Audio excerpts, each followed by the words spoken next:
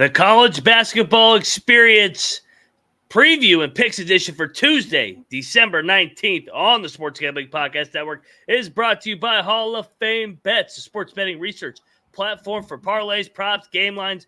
Download the Hall of Fame Bets app or visit hofbets.com, code SGPN to get 50% off your first month and start making smarter bets today.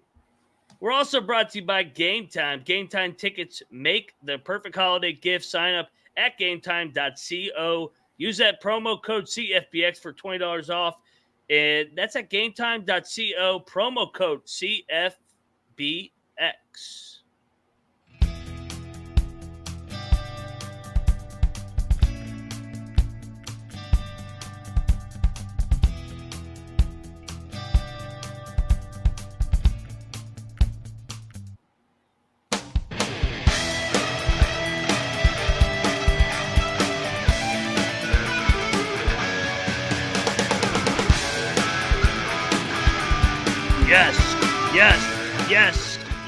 Yes. No.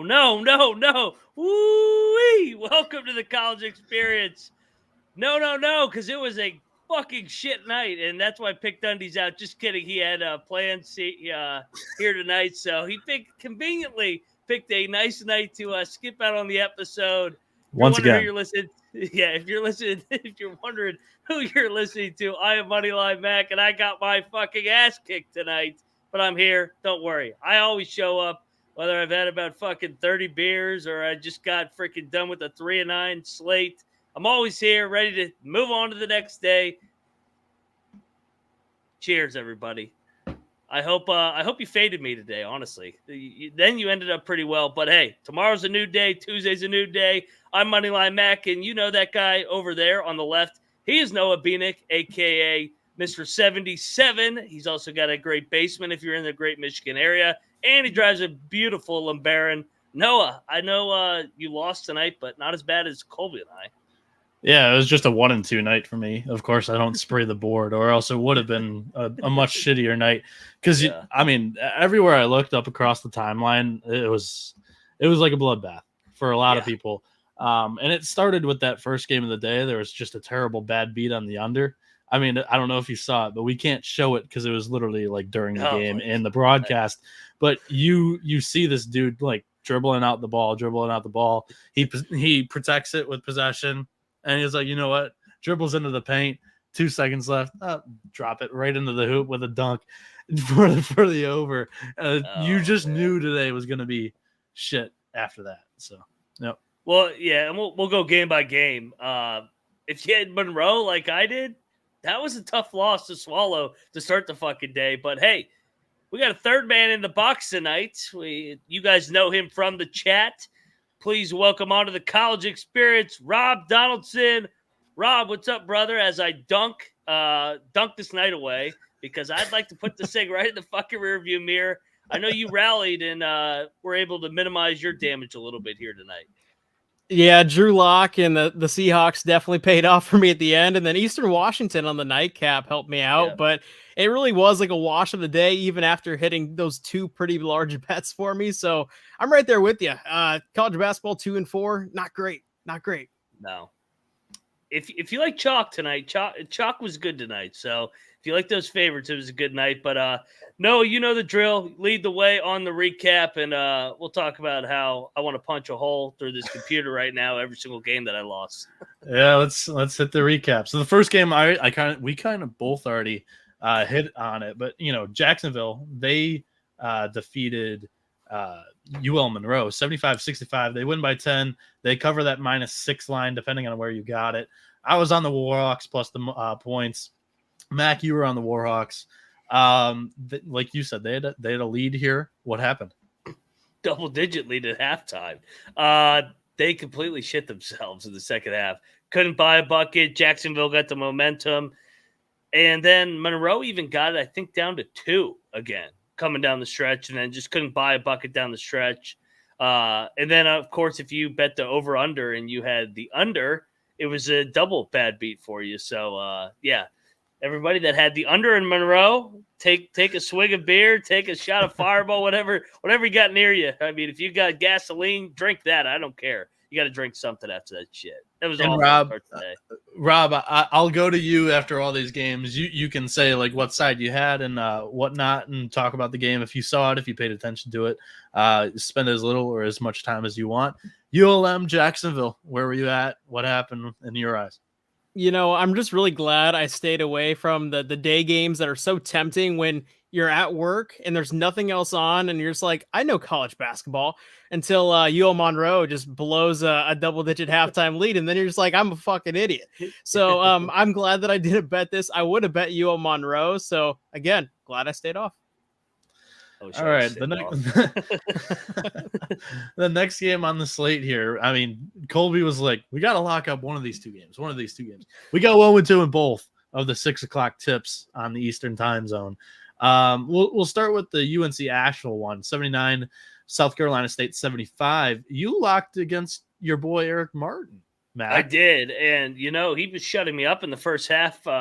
They just have struggled on the road, and they led at the half, but then Asheville led by 15 with 4 minutes, and then somehow almost lost the game outright. It was pretty wild. So it's a good showing from South Carolina State, but Asheville, this was another one where I felt like after I lost Monroe, the way I did, I felt like I was owed Asheville with a comeback in the second half, and I'm like, all right, it's going to even out. I won't bitch. No, it'll get worse. Everybody, don't worry. We'll keep going. And add this to the list of the confusing Drew Pember performances. Only 14-4 or only 14-5-5. That's still a good line for most people in the country, but when we're talking about Drew Pember, who single-handedly led this team to a Big South title last season and into the NCAA tournament, it's just not the ordinary for him. Rob, any analysis on this tip? Yeah, I just really hate the Big South. I'll be honest. Anytime they step out of conference, I'm just looking to fade them at this point. I mean, even if Winthrop, wins 25, 27 games, I'm going to be looking to fade that team in the tournament or, in their conference tournament even. So not surprised. And I'm going to be hard pressed to back UNC Asheville anytime soon now. Shout out to Noah's napkin numbers in the chat. He goes, glad I didn't follow and took Southern Miss line, moved up to -4. I don't know what that was in reference to. We might get to it here later. Because, the napkin loved Charleston yesterday. We were leading this game. I locked it up yesterday on the show by 15 points with 5 minutes to go. And then Charleston had to hang on for dear life. They almost go scoreless in the final 5 minutes of the game. The Chanticleers, they lose 81-84. They cover the 15-point number and almost won this thing outright. Mac, did you catch any of this one? A little bit. It kind of, them and Asheville were kind of like the same fucking game, it felt like. They kind of were, they got good leads, solid leads, had control of the game, and then both were collapsing at the same time. So, Colby, congrats on a lock battle. One of your very few wins here. So congrats. I know you're celebrating your coastal money because that's about all you got tonight. I totally forgot about that lock battle. He forced himself to bet one of the 6 o'clock games and then just in spite of me locked the other side of this game, and Jesus. It was his least confident one too. He's like, I don't know. Yeah. Rob, did you catch any of this game? I did, and Charleston is just a roller coaster of emotions anytime you bet this team because they could be down by 10, and then all of a sudden you look up and they have a double-digit lead. That's kind of what happened in the first time they played Coastal. Coastal was like coasting for a good portion of that game, and then Charleston turned it on late, and vice versa here. So it's Pat Kelsey's a great coach, but with laying these types of lines, I'm always just a little bit pessimistic. Yeah. We move on to the 7 o'clock tips, and shout out to my Dukes. Duquesne wins 69-67 on a buzzer-beating shot to win it by 2 instead of the 3 where the line was. Mac, you were on Bradley, plus you actually got a good number with plus 3.5. I was on Duquesne -3. Colby also had the 3 with Bradley. Did you catch the ending in this game? I did, and I missed the handicap on this one. I thought this was in Duquesne. This game was in Akron. It was a neutral site game. So yeah, it was at the LeBron James court or something. Yeah, I probably would have locked that last night knowing that, but if I locked it, they probably would have lost by 4. Rob, anything here from you? Yep, I had a pretty sizable bet on Bradley plus 3.5, so I'm glad that hit. I even stayed away from money line, just took the points, and this thing was a sweat, especially at the end when it was coming down to free throws. Those are not my friend lately. Yeah, that was very sweaty. And then now we had a double lock with Holy Cross as they got their asses kicked against Quinnipiac, the Aqueduct. They win 77-57. Mac, you'll be the face of this losing bet. This is one of many tonight. Kind of what happened here with Quinnipiac.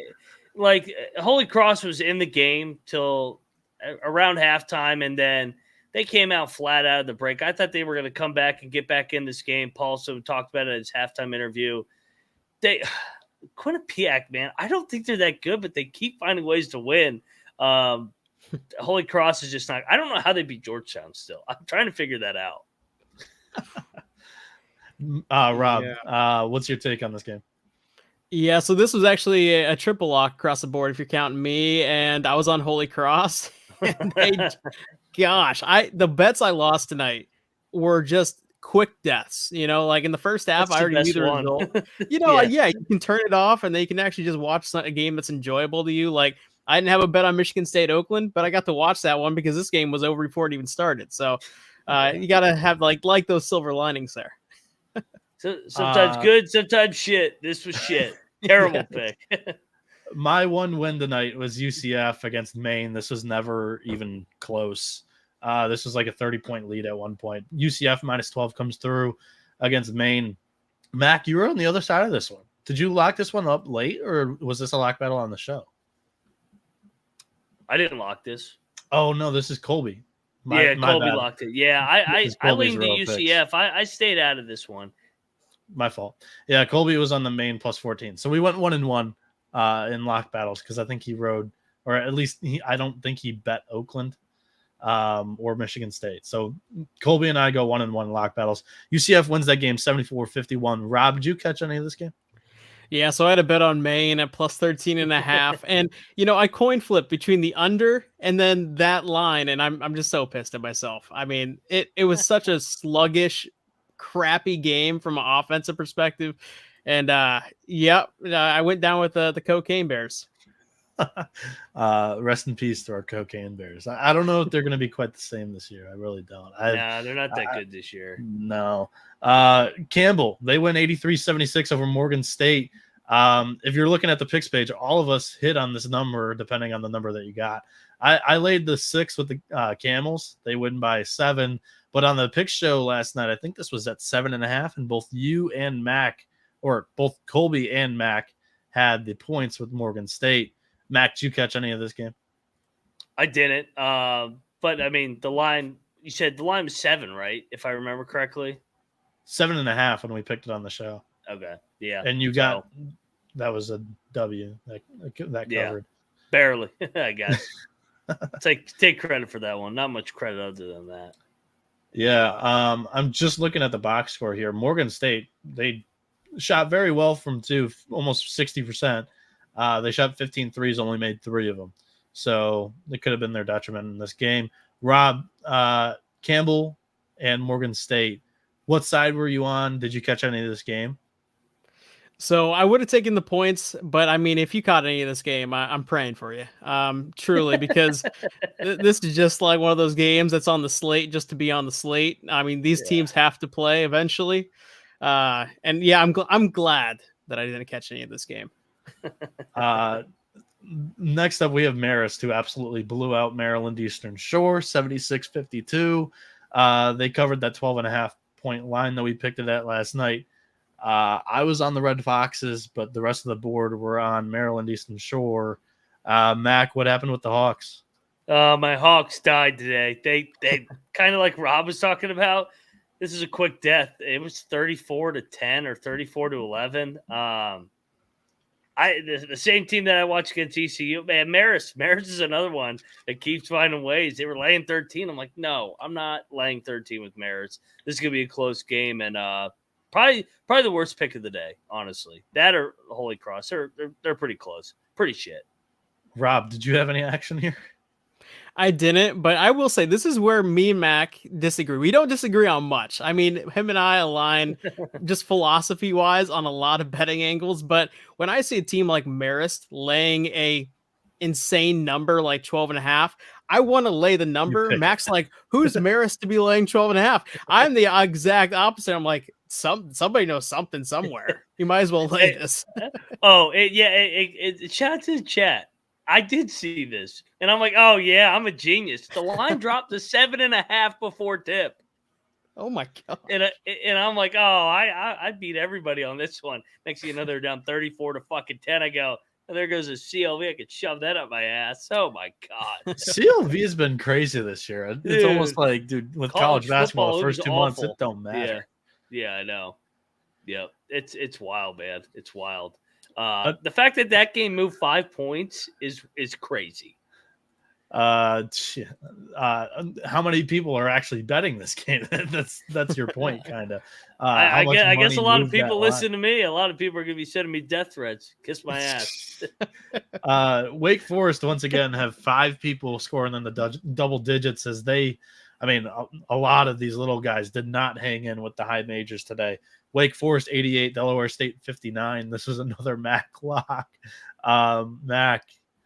No, I didn't lock this. Oh, this is Colby again. God yeah, damn, I'm looking at Colby's row. I'll tell you when I lost the game. I did not lock this. I told Colby, I said, is this telling us that Wake is about to fuck them up? And he's like, no, this is little brother. And he took the point. So, I stayed away from this game. I stayed away from that in UCF because I was nervous of those. I don't think he said little brother, but yeah, he has the points in this one. Rob, Wake Forest. What do you think of the Demon Deacons right now? Like right now, they're currently in the middle of the ACC. Hard to get a read on them because they've lost to LSU, Georgia, and Utah, but they beat Florida on their home floor. They beat Rutgers on their home floor, and they're taking care of the little guys. What's your opinion on this team? Yeah, Wake Forest is one of those high variance teams, right, in the ACC, along with Miami. I would say those two are very similar in how they do things and how they perform on like certain road spots. So Wake Forest away from their home court, I'd be looking to fade, with double-digit lines potentially in conference play. But at home, I do think this is one of those teams that can just light it up and get on you fast, even if it's a tight game throughout. To your point, all 3 of their losses are away from their home floor. They're 1-3 away from the what's this place called? Can't think of the name. They're 1-3 away from home. Let's move on with my favorite one of the night, Oakland. They lose by the hook. They lose by 17. And let's be honest, there would have been a luck box cover if they did cover this. They were down by 30 at one point in this game. But in the first half, they were playing Michigan State tough. Everything that I thought was going to happen pretty much happened. And then with about 2 minutes left in the half, something clicked for Michigan State. They just caught the Grizzlies over just being too aggressive on the offensive glass. And Tom Izzo's offense in transition, it's deadly. They were on a 9-0 run, and going into halftime, that was the momentum. Coming out of halftime, they drilled a couple of threes. Tyson Walker had 0 points in the first half. Then he comes out in the second half and drills 2 threes, and this thing was over.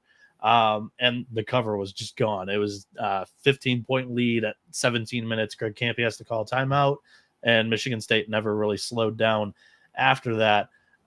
Credit to Tom Izzo. Like, I tweeted this thing out. He might have, steadied the ship here because Oakland was no slouch. I mean, they competed with Illinois. They threatened to win against Ohio State. They did beat Xavier at the Cintas Center. Like, this was a very good mid-major with good performances against high majors. And Michigan State takes care of business in a night where their crowd was dismal. You could literally hear the PA, the public announcer, cheering for them in this night. And that just doesn't happen at the Breslin Center. Rob, I'll go to you on this one first. What was your opinion on this game? You said you didn't bet it, but you watched it. So you tuned in, you had some interest. What were your thoughts? I knew the Grizz were effed when Tom Izzo came out and he wasn't wearing a Christmas sweater, dude.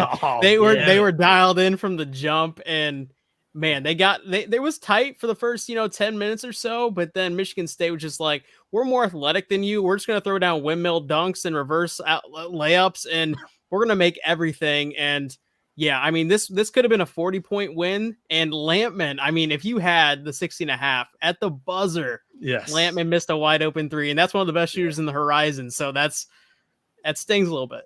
One of the best shooters on the horizon, Jack Golke. He went 1 for 10 from behind the arc. Like, I was ready to just stop shooting, just hand it off to Lampman, who's been money tonight. Lampkin goes 4 for 10 from deep. As a team, Oakland 9 for 29, and Michigan State 3-point watch. I mean, they shot at 43% tonight. They're shooting it less than they typically do. They only had 21 threes, and they make 9 of them. Trey Townsend, he was the leading scorer for the Grizz. Like, I thought he would dominate more down low. He did not. He actually looked rough most of the time in offensive possessions. He was hitting more mid-rangers than actually getting the points at the hoop, like I thought they would be able to with the weak front court of Michigan State. Mac, your take on this game? Well, that's the problem when you bet against Izzo, though. You know he's going to challenge his guys. He's going to say, this Townsend guy thinks he's going to come in and punk your ass. And Izzo has a great way of always motivating these guys. Sparty's found something again, and I know we were busting your chops on Saturday night. He's always going to find a way. That's what he does. They're going to get to the dance, and I think they're going to go on a run when they get there. I think they'll figure it out. But the reason I took Oakland with you was what happened, where Izzo was not going to run up the score on Campy. That's his boy. Yeah. So, I thought, hey, it's going to be around a 15, 20-point game, and they could finagle their way back into it. It had 10 days off versus 2 days off for Sparty. Yeah. But they couldn't get over the finish line, unfortunately. Yeah, I love how – go ahead, Rob. Yeah, and I will say, this Michigan State team is deep, right? They're not only just playing a lot of guys who are getting minutes on the floor, but, they deserve these minutes.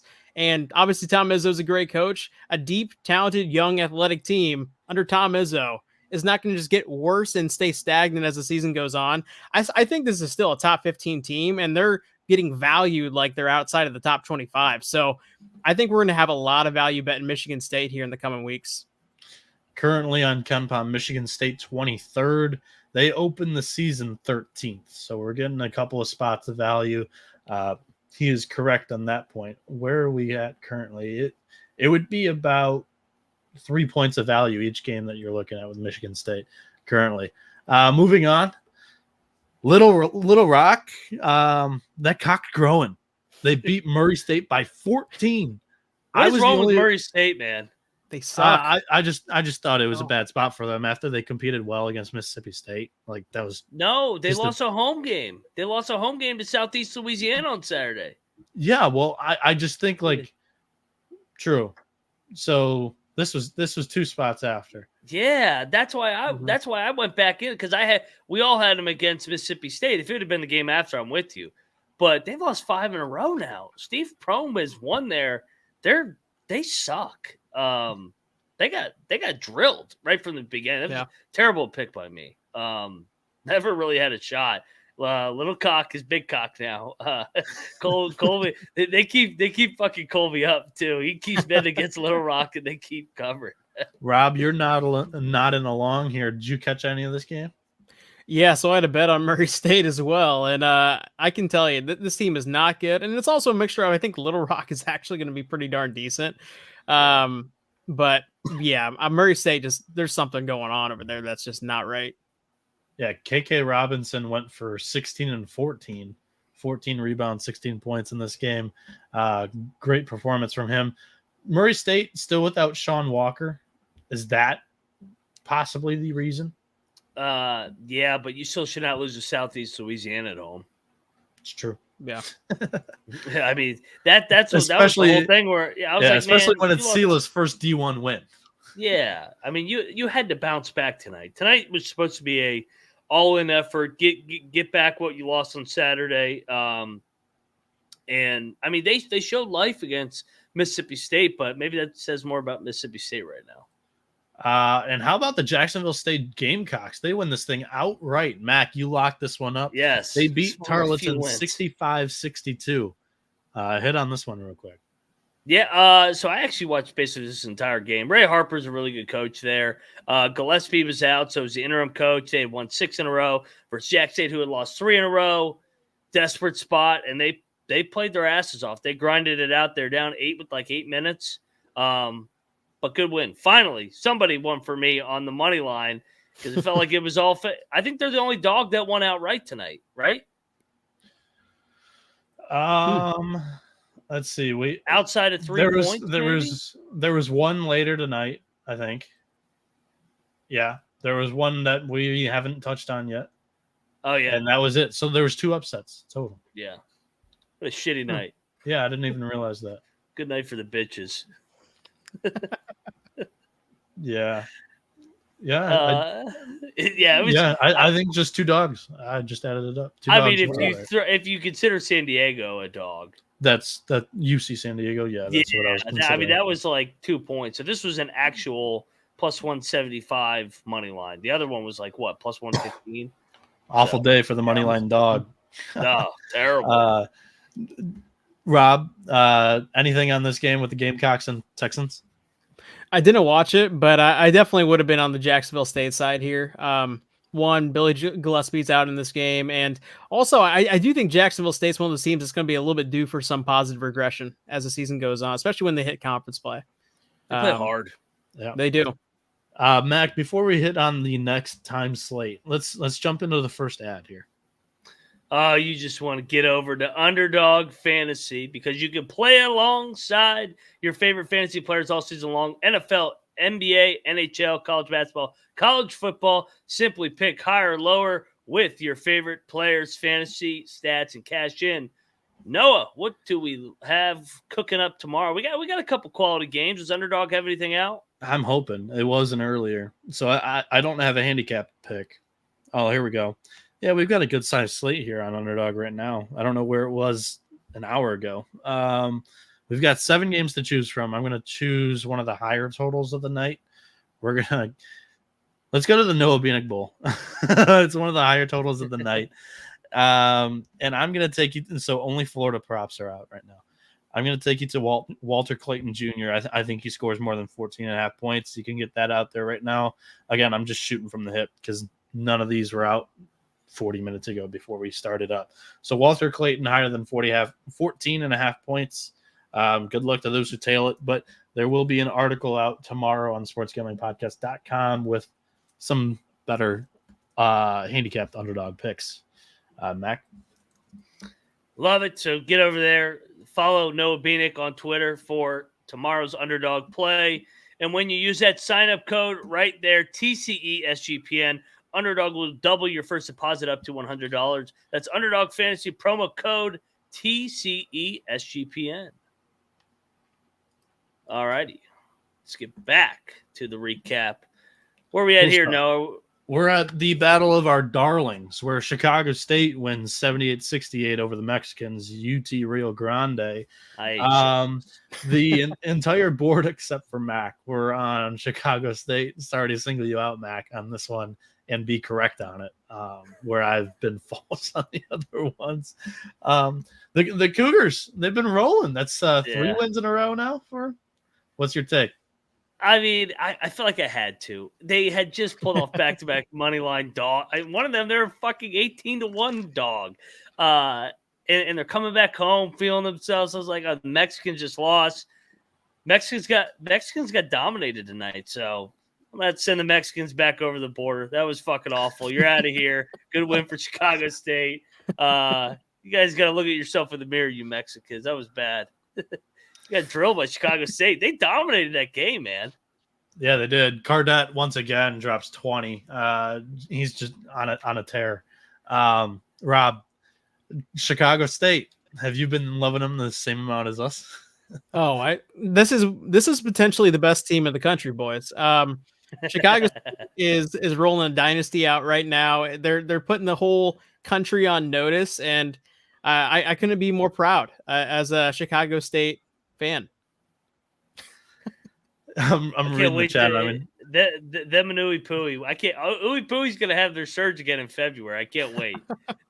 I'm reading the chat. I'm enjoying what everybody's saying because Rob, typically in the chat, if you're watching on YouTube every night, he'll throw up a line for the time that Mac usually takes away from camera to refill up a cup. But of course, Mac's on the ads tonight. I could take over the ads, but I brought my beers with me. I got my beers with me.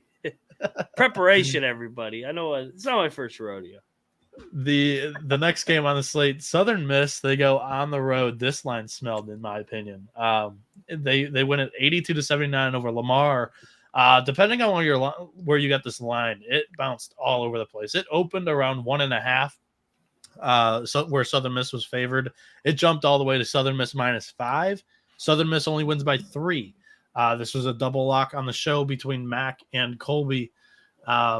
Mac, Golden Eagles with Andre Carbella's debut win this game by 3, and they get you the cover per the show's line. Your thoughts? Yeah, Carbell, I think, had Southern Miss -2.5. He got that ball very quick at the end, made sure he made his 2 free throws. I don't trust Southern Miss at all. They started doing some dumbass shit down the stretch, the signs of a Andre Carbello team, and I'm like, oh my God, I cannot believe I put money on Carbello. But this was the kind of night it was. I took a chalky favorite, and it came through. So Southern Miss comes through on a night where chalky favorites rolled. Rob, did you have an angle in this game? Or if you did not, your thoughts on kind of the multi-transfers now being live in college basketball?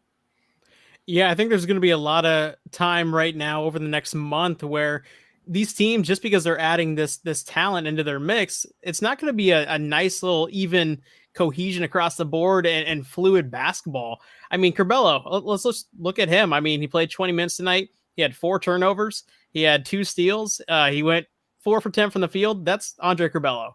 And that's 6 assists. And he has 6 assists, and he probably threw one behind his back too. And I mean, this is like who the guy is. And there's a reason why this type of guy hasn't panned out at 2 high majors. I mean, his teams just don't do well when he's on the floor, despite how flashy and athletic he is. I think I'm on the side that I think Southern Miss will work out well for Carbella. They'll figure this thing out. They've got 2 elite guards in Austin Crowley and Andre Carbello, and if they can both play at the same time on the floor, and that's not an issue, I like the Golden Eagles trajectory. But I mean, it's game 1 with Carbello. There's going to be some rocky situations along the way. We all know how Carbello is, but I'm just saying, like, he's been at 2 high majors. Now he transfers down. This is a spot where I think he should be able to excel if he can accept his role and just play ball. The next game on our slate, we had Evansville defeat UT Martin 98-91. This was a double lock. Depending on the number you get, this could have been a push. This thing ended at +7. We picked it on the show last night at +6.5. Mac, you and Colby locked up the Skyhawks here. You got to push. Your thoughts on this game? The Purple Aces just keep rolling. Yeah, and I actually was able to get a little bit more right before tip-off at 7.5, so got a little bit in the green here. But, I mean, this was kind of brutal if you had UT Martin, man. If you had UT Martin, they controlled this game in the first half, and then Evansville went to a press in the second half, and it really bothered them. And then it was just, I don't know, I could just feel it slipping away from me. Like I've been losing all these games, and I'm like, these fucking guys, no fucking way they're gonna hang on. And then they push. I go, all right, whatever.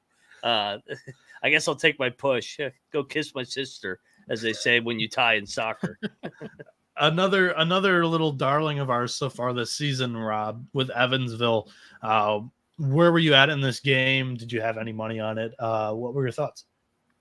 I nearly had a bet on the over, which I would have loved, because I really do think both of these teams play like USC plays football, where it's just like go, go, go. And also I'm an Iowa fan, so I'm used to these types of teams. And honestly, yeah, UT Martin, man, this was a blood pressure game if you were on that side, because they were up 6 in the second half. Then all of a sudden they were down 12. And then all of a sudden it was like a tie game. And then it laid at or finished at a 7-point game. So it just craziness. And that's kind of what I expected here. So we move on to this one where the dog wins by 31 points on a night where we didn't have many upsets. The Tritons enter this game as a 1-point dog, and they beat Sacramento State on the road 83-52. Mac, I mean, we're gonna need to spend a little bit of time on this one. Just your statement. We need like a public service announcement around this lock. Fucking awful. I mean, never a game, at least, I guess, if you don't want to sweat. This was not a sweat. So I didn't even get a chance to see how it started. I just turned it on as 20-5. I go figure. So I don't even know how they got down 20-5. It was within 5 minutes. Maybe the worst pick of the year. You could probably make an argument in terms of losing by 30. Does that qualify as a close your eyes special the next game? Like underperform the spread by 30? Do I automatically have to take them the next game catching points? Shout out to Kramer. Rob, your thoughts? I mean, this one's kind of a stunner, right? There are too many unathletic whites on this Sacramento State team to be betting them. I mean, my goodness, that looked so bad. I had a massive bet on Sacramento State here on the money line, and it was over within the first 5 minutes. Yeah. I knew I was fucked. I was like, yeah, I'm not even gonna think about even like trying to live bet at plus 13 and then plus 20 and then plus 17.5. Sacramento State on the money line was plus 1,400 10 minutes in the first half. This opened as a pick 'em. That tells you all you need to know. Yeah. Oh man, I'm speechless on it. I have to scroll to the top of the page here for these ending nightcap games where our picks page hasn't updated the totals. Eastern Washington and Cal Poly. The score of this one was, now I'm managing multiple pages. EW, they win by 9. And Rob, you were sweating this one out backstage before we went live. How much of this game did you watch? Because I know you said you had money on Seattle. They get the cover against Cal Poly by 1.5. You know, I absolutely love the state of Washington tonight. Thank you, Seahawks. Thank you, Eastern Washington. Capped off the night in a really good fashion. And yeah, this was a pretty much head-to-head tie game throughout the entire thing, with Eastern Washington having like 2 and 3 point leads. And then Eastern Washington at the end made some free throws, got some defensive boards, got fouled, and eventually ended up winning by 9 to cover my 6.5. Mac, your take on this game?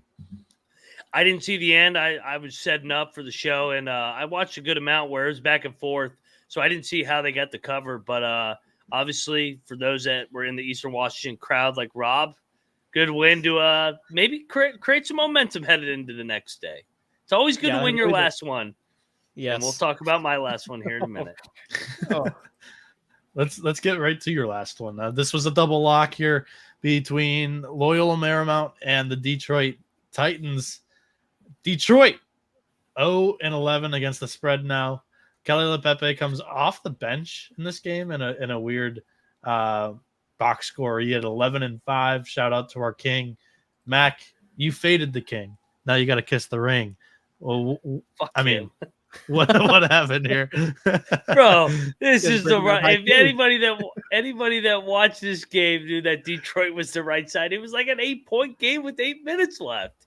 I mean, LePepe hits a fadeaway jump shot in a defender's face to cover the game, and I'm like, oh my God, get this night over with. This is the biggest set of bullshit night I've ever seen in my life. So yeah, shout out to LePepe. He beat me tonight. And Colby too. Colby's gonna have to answer why he faded his boy.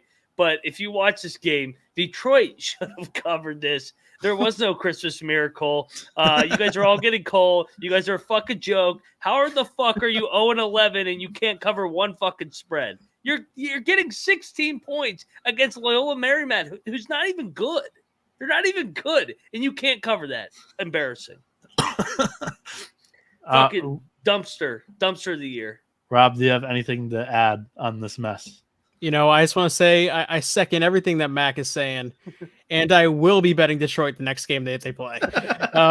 So not a close your eyes special. They almost covered. You got to lose by 30. Yeah. Well, I'm going to get plus 31. So I'm looking forward to the next Detroit Mercy game for sure. And yeah, I mean, sometimes you get what you pay for with these absolutely trash teams that are basically a community college. Yeah. So Alex Chaku didn't play for Detroit, who was coming into the season like their most, like the player they were most excited about. And they had a huge transfer portal class. I mean, he was a multi-transfer guy, started at Alabama, Rhode Island next. Now he lands here at Detroit. I'm a little confused why he didn't see the floor, but when he does, I think this team's going to be a little bit better. I don't think they're going to be great. Now we finish off with a game that went into overtime. This was a tight spread the entire day. It opened at 1.5, closed at 3, but it didn't matter as Portland State, the dog, wins outright in OT at Fresno State. There Mac, your thoughts on this one? I mean, this one ended as we were getting ready to go live. Anything on this? Yeah, this game kind of figured what it was going to be. A close game back and forth. I know a lot of people in the chat had Fresno and they blew a big lead. Fresno is hard to trust, man. I watched them against Bakersfield the other night blow a lead too. So tough one if you had Fresno blowing that 7-point lead. Oof. Mike Trout, who was at the LMU game today between Detroit. I believe he was at the game. He said he was going to be at the game in the chat yesterday. He said that Detroit's highest scorer just sprained his ankle in the game today. So that's news that, I mean, I don't think you're going to get that around every. You probably got better. Back in there, motherfucker. I got money on you. Rob, Hornets and Vikings and Bulldogs. What'd you make of this game? Yeah, I probably wouldn't be on the show tonight if my team was up 7 points in overtime with 2 minutes to go and couldn't cover 3.5 and actually lost outright. I would have rage quit and just been like, I'm staying in bed, not getting up, no motivation. Yeah, it's a tough L. Mac, let's go to actually Rob. We're going to game balls here. You're the guest. First take here on the game balls. I mean, we only had 2 outright dogs, so can't really cop out and just go with a money line dog that hit. Most impressive performance this tonight from all the favorites. Who you got? I'll lead it off with the fan favorite, Chicago State. I mean, this team, again, we might as well put them in the tournament now. This is one of the best teams in the country, and they're going to continue to play like it. Facts. Mac, you're up next. Jack State. Finally, so one of my dogs had some nuts and went on the road and fucking got it done. Great win, Ray Harper. They battled. They had some adversity in that game, down 8. Kept fighting, grinded it out. Great win for the Gamecocks at the Texans. My game ball, my first one's going to go to one of the best mid-major games of the day. Duquesne with a game winner to beat Bradley. That's my game ball. Rob, you're up next with your second game ball. I'm going to give it to my Eastern Washington boys. I think this is going to be a wagon the rest of the season, honestly, because their record is deceiving. I wouldn't be surprised if they win their next 10, 11 games. I haven't taken a peek at who they actually play and whether or not there are some high majors in that mix, but I do think that this is going to be a team that's going to make quite a run in conference play. Mac, your second game ball. I guess we'll go Little Cock. I mean, put it on Murray, so Little Cock gets a game ball. Should I do it like a large favorite winning? Is that Sparty? allowed? Yeah, I low key came out of that game very impressed. With They're Michigan getting better, given the spot against Little Brother coming off your biggest win of the season. To completely control that game for at least the final 20 minutes, depending on how you view it, because it was less than a 10-point game for the first 18, but they never trimmed. So it was an impressive performance by Sparty. Mac, you want to hit add 2 before we jump into the picks today? Yeah, we can do that because we are brought to you by Game time. Game time is back better than ever. You can buy tickets to your favorite events. Shouldn't be stressful. Game time is the fastest, easy way to buy tickets to all sports, comedy, and a theater new year with killer last-minute deals. Lowest price guaranteed, best price guaranteed. And you know what they do? They got the great flash last-minute tickets, so you can find where your seat is. They send you this picture of where you're sitting. It's beautiful, so you know exactly where you're sitting. You're not going to be obstructive view. You're not going to be behind the pole like Dan Snyder special at FedEx Field. You pay a fucking $1,000, and next thing you know, you're buried. You can't Shout out to fucking see college anything. football campus tour with all his Yes. obstructed views. Yes, you gotta watch out for those freaking frauds. So get over there. Game time does the work for you because they send you a picture of where you're gonna sit, and they send it right to your phone too, so you don't have to dig through your email, all the fucking spam that's out there. Game time tickets make a perfect holiday gift. Download the Game Time app, create an account, and code CFBX for $20 off your first purchase. Terms apply. Again, create an account, redeem code CFBX, $20 off. Download Game Time today. Last-minute tickets, lowest price guaranteed. We're also brought to you by Hall of Fame Bets, because you can win bigger by betting smarter this NFL season with Hall of Fame Bets, the sports betting platform for parlays, props, game lines. Research all NFL, NBA, and soccer with historical data. Enter the parlay into the revolutionary parlay optimizer tool with Hall of Fame Bets so you know which ones have the best value. Stop betting in the dark and join over 30,000 users researching with Hall of Fame Bets to craft a more intelligent, data-driven parlay. Download the Hall of Fame Bets app or visit HOFBets.com, code SGPN to get 50% off your first month today. Start researching, start winning with Hall of Fame Bets. So real quick before we jump into the picks, just for the picks only people that tune into just that portion of the show on YouTube, for those of you that are tuning in for it, Colby is out. He has a family dinner with a good buddy of his coming into town, and we have a guest on, Rob Donaldson. Welcome to the show, Rob. Let's jump into some picks. This is a fun slate. We got 41 games. Yeah, Colby had a shit night, so that's why he's out. He can blame it on the family gathering all he wants. I had a shit night, and I'm still here. You know the drill, baby. Let's go. All right, let's get into this right now. Let's lead it off. We got day basketball. Holy shit, there's a lot of games tomorrow all of a sudden. Hampton's going to Bowling Green here. Have to bet this game, so you got to dive into the slate all of a sudden. You got to dive into the matchup. Bowling Green is laying 11.5 is what I'm seeing. 11 a.m. game. I don't need to dive into the slate. All I'm doing is jumping out of bed from the bed and breakfast at the Hampton Inn. Give me the Pirates. Locked it up.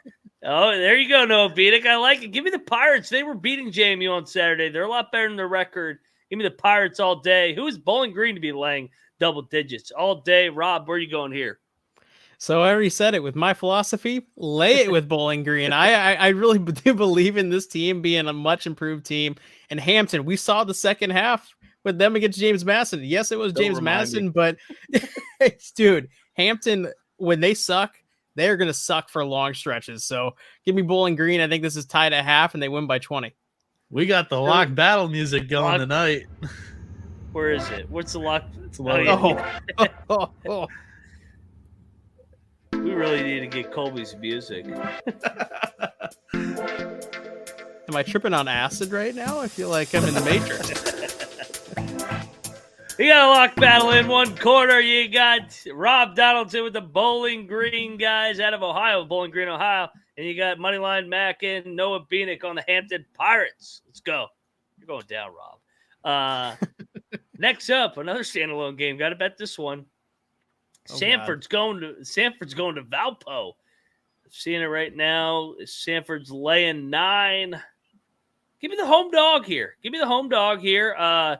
Last couple times these two teams have played, the home team has won. So I'll be on Valpo here.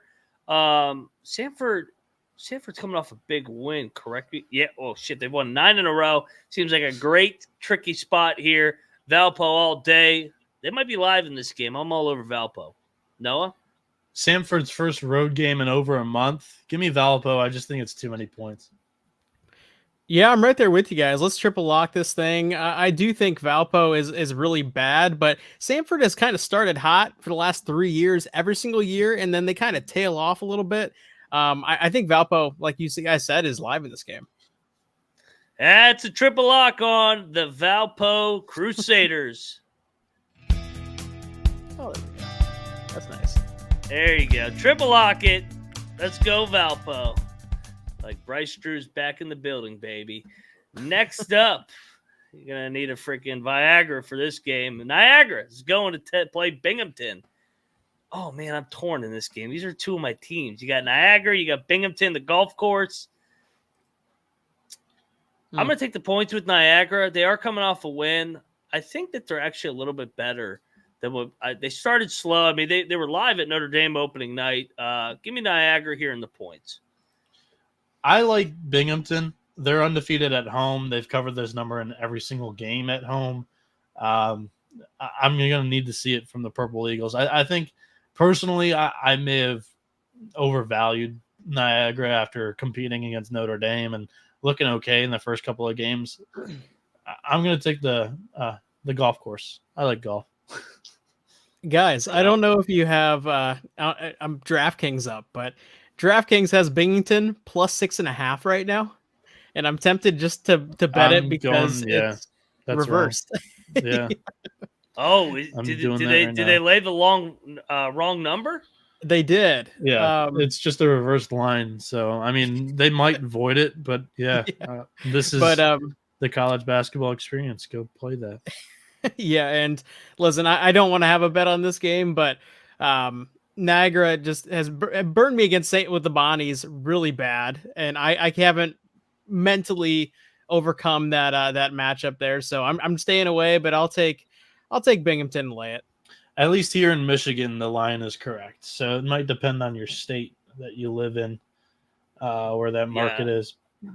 But I just tried to look in place. But yeah, I think they just fixed it. So damn you guys. All right, let's go. Let's go to South Bend.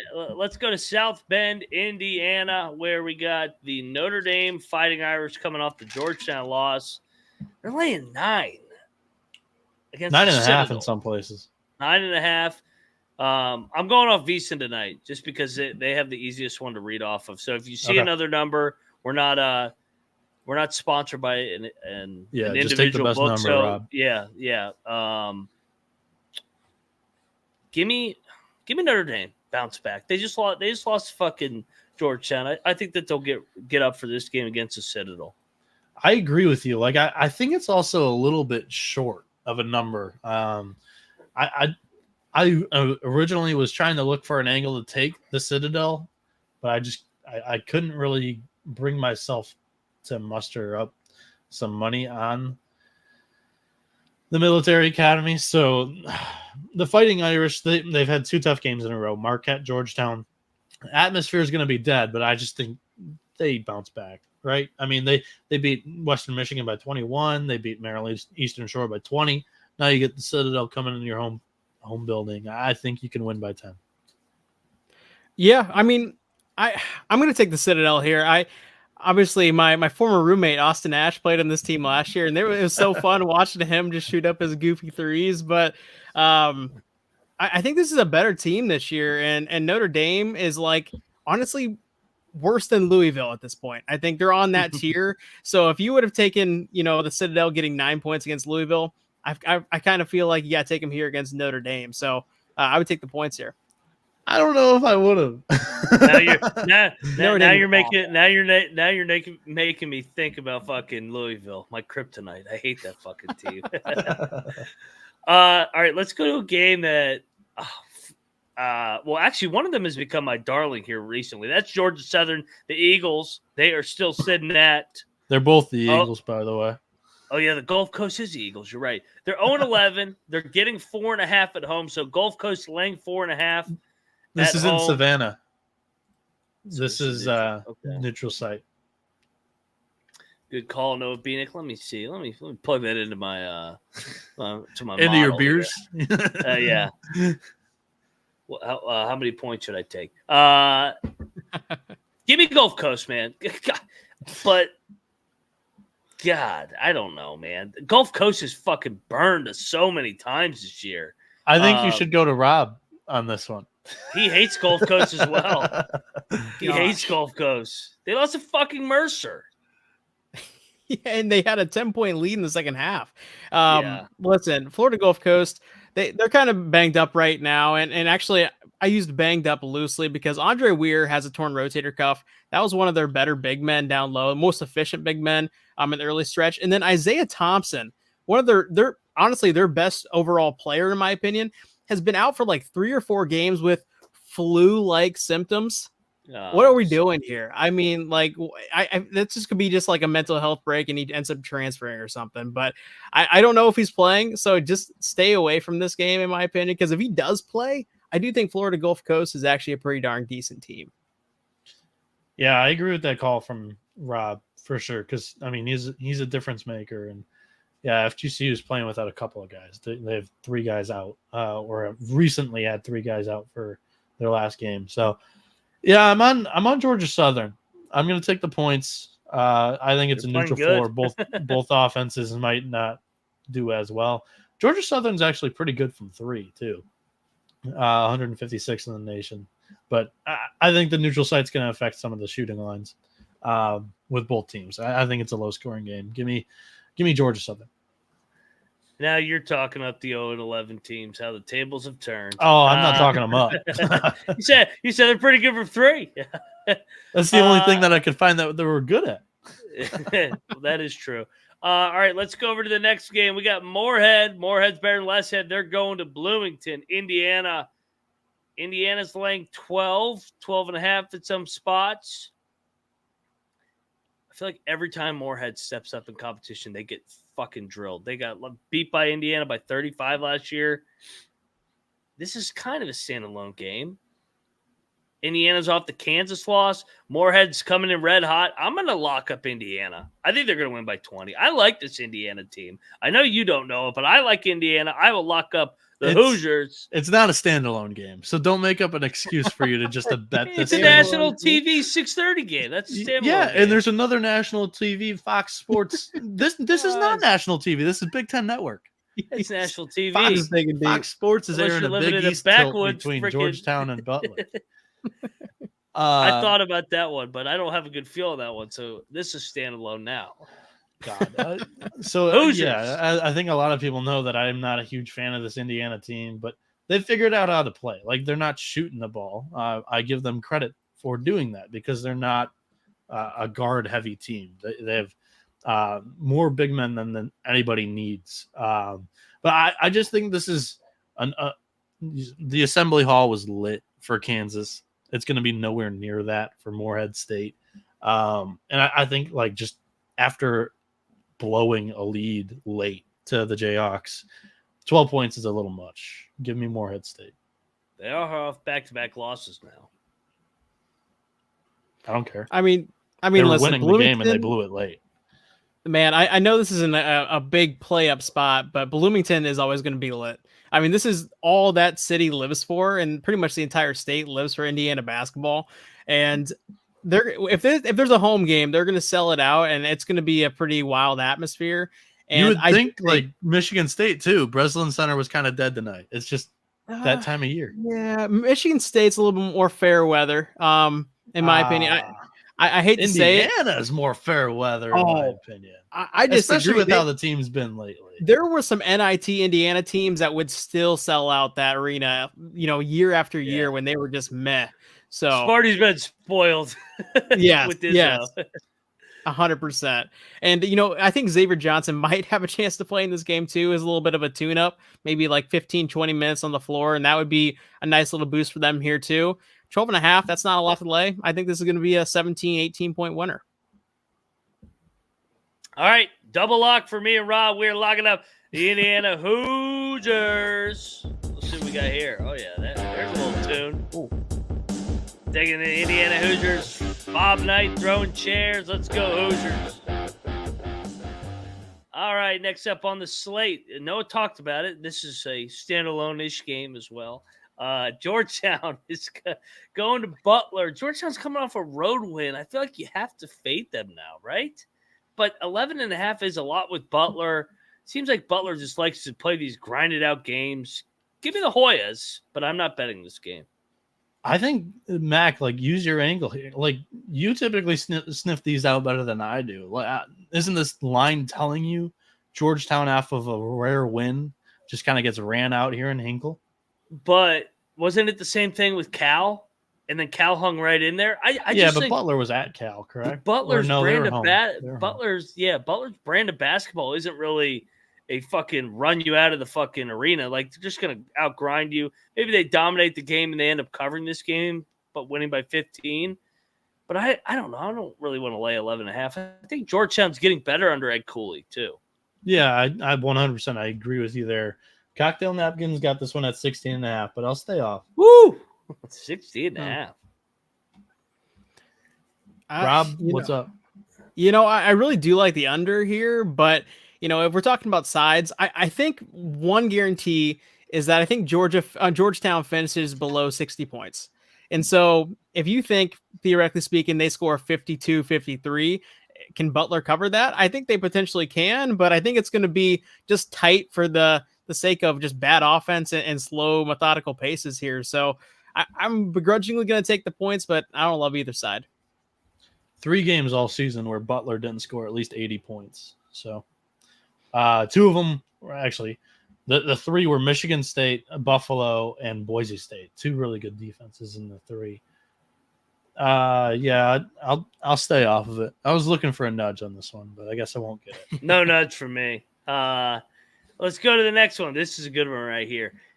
USC, TMZ team, the top 10 preseason, whatever the hell they were, top 15. I forget what they were. They're going to Alabama State. They're off 3 straight losses, Gonzaga, Long Beach, Auburn. Now they're going to Alabama State. Is this an actual? I think this is an actual true road game. It's a true road game. USC played Auburn. They're staying in Alabama. They're playing Alabama State in Montgomery. So home game here for the Hornets. For the HBCU. Remember how much the HBCU teams have fucked up these high majors at home? So last year, the SWAC went 3-3 outright, won 2 of the 3 home games that they had. The SWAC and the Pac-12, they've had a couple of games here the last couple of years. I think the Hornets are alive to win this thing. Yeah. Lock it up. Alabama State. Get this fucking USC TMZ shit out of here. Who are they to be like 16.5? They can't even win with Bronny. Alabama State. Give me the 16.5. Sprinkle some on that money line when it comes out tomorrow. I haven't Rob, seen it yet. You're nodding your head. What are you doing here? I lean towards laying it with USC. I don't love this team at all, but they need just kind of a morale booster to get the ESPN crowd rocking again. And I think they're going to get a lot of benefits on the whistle here when it's 11-point game throughout the entire way. It's going to feel like a 20-point game at the end just because they're going to be shooting nonstop free throws. So give me USC to lay it, but I don't love it. I think this place is going to be fucking jumping. I think I agree with the chat with Trevor and Deutscher over here. I think this place is going to be fucking rocking. For those interested, Cocktail Napkins got this one at +12. So, yeah, I love this bet. Double lock here. Alabama State, the Hornets, taking on that fucking soft-ass USC team I keep fading and winning money. How many games in a row have I faded them fucking pussies? Give me the Alabama State. Me and Noah Bieniek riding with the HBCU, baby. TVDBJ in the chat goes, Oregon on deck for USC, too. Oh, they're not going to win another game all year. It's going to be great. It is a week after this Alabama State game, but still, it's still a sleepy spot. They're going to be freaking cuddling their moms in the stands like Caleb Williams. It'd be great. All right, let's go over here. Oh, God damn, I hate this team. Troy is going to Ole Miss. This game is in Oxford, right? Yes. Believe so. Who's Ole Miss got on deck? Southern Miss, not really a look ahead. Oh, I might fade them on Saturday. In baseball, that's a huge game. They're rivals in big time in baseball. I think that might be a look ahead. That's also a neutral floor for Southern Miss as well. That's in Biloxi. Troy's been playing really well lately. I'll lean to the points, but I don't know. I don't really want to go against Ole Miss this time around.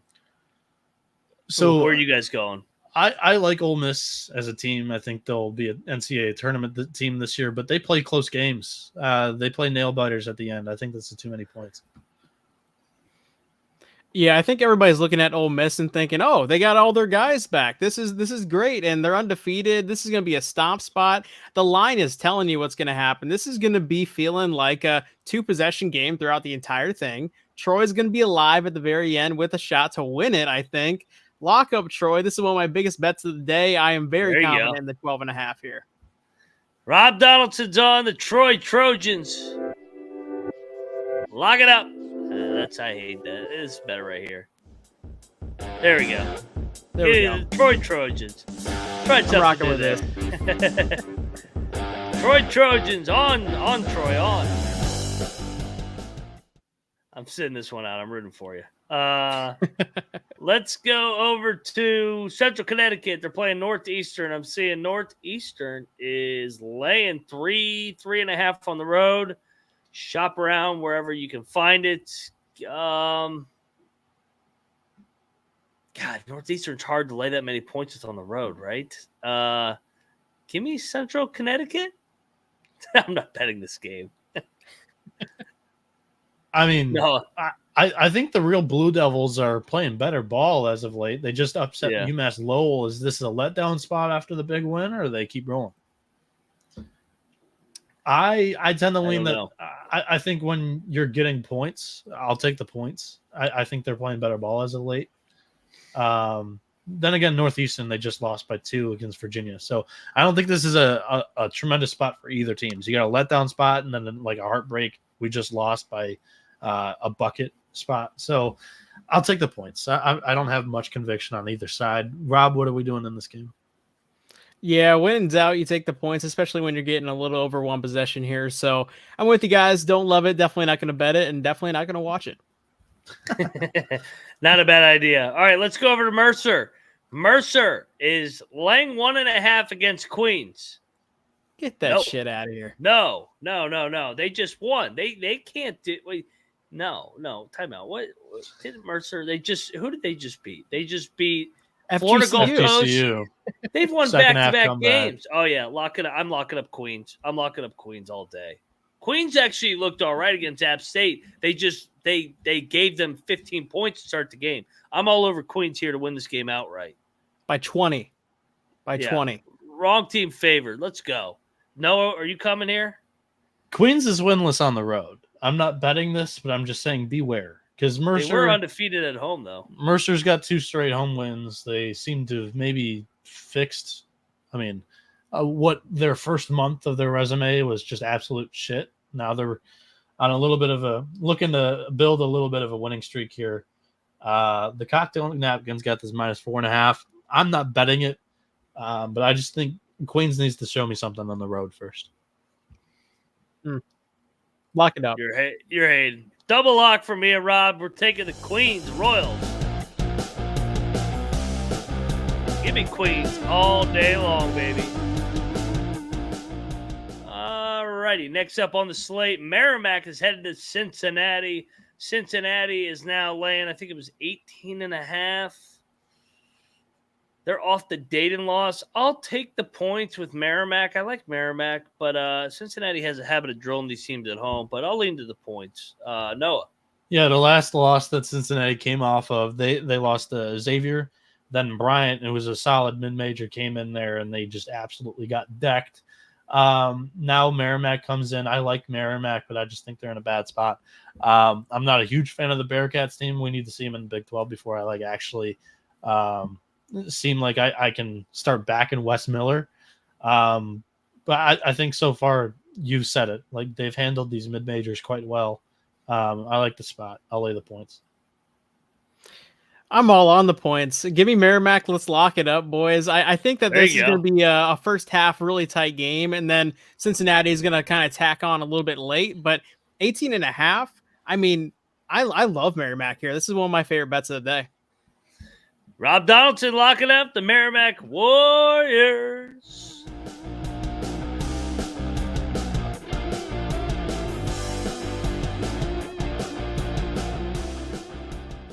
All righty, I'll take you to a lock right here. Tennessee State is headed to Indiana State.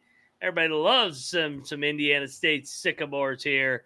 Indiana State's laying 17.5. I am locking up Tennessee State. They're feisty, man. I think that they're going to be live in this game. I don't think they're going to win. I think Indiana State will grind it out. But Indiana State's been drilling everybody. They're due for one of these games where they're going to be in a battle. I'm locking up Tennessee State. Let's go. Noah? I'll take Tennessee State. Like the main thing here is like, can a team handle Indiana State's tempo? Tennessee average pace for most of these seasons so far this year. The defense is a little bit of a question mark when Sycamores are just flying up and down the court, but it's a lot of points for, Tennessee State has been live in a couple of these games. So I'll take the points with the Tigers. I don't love it at all.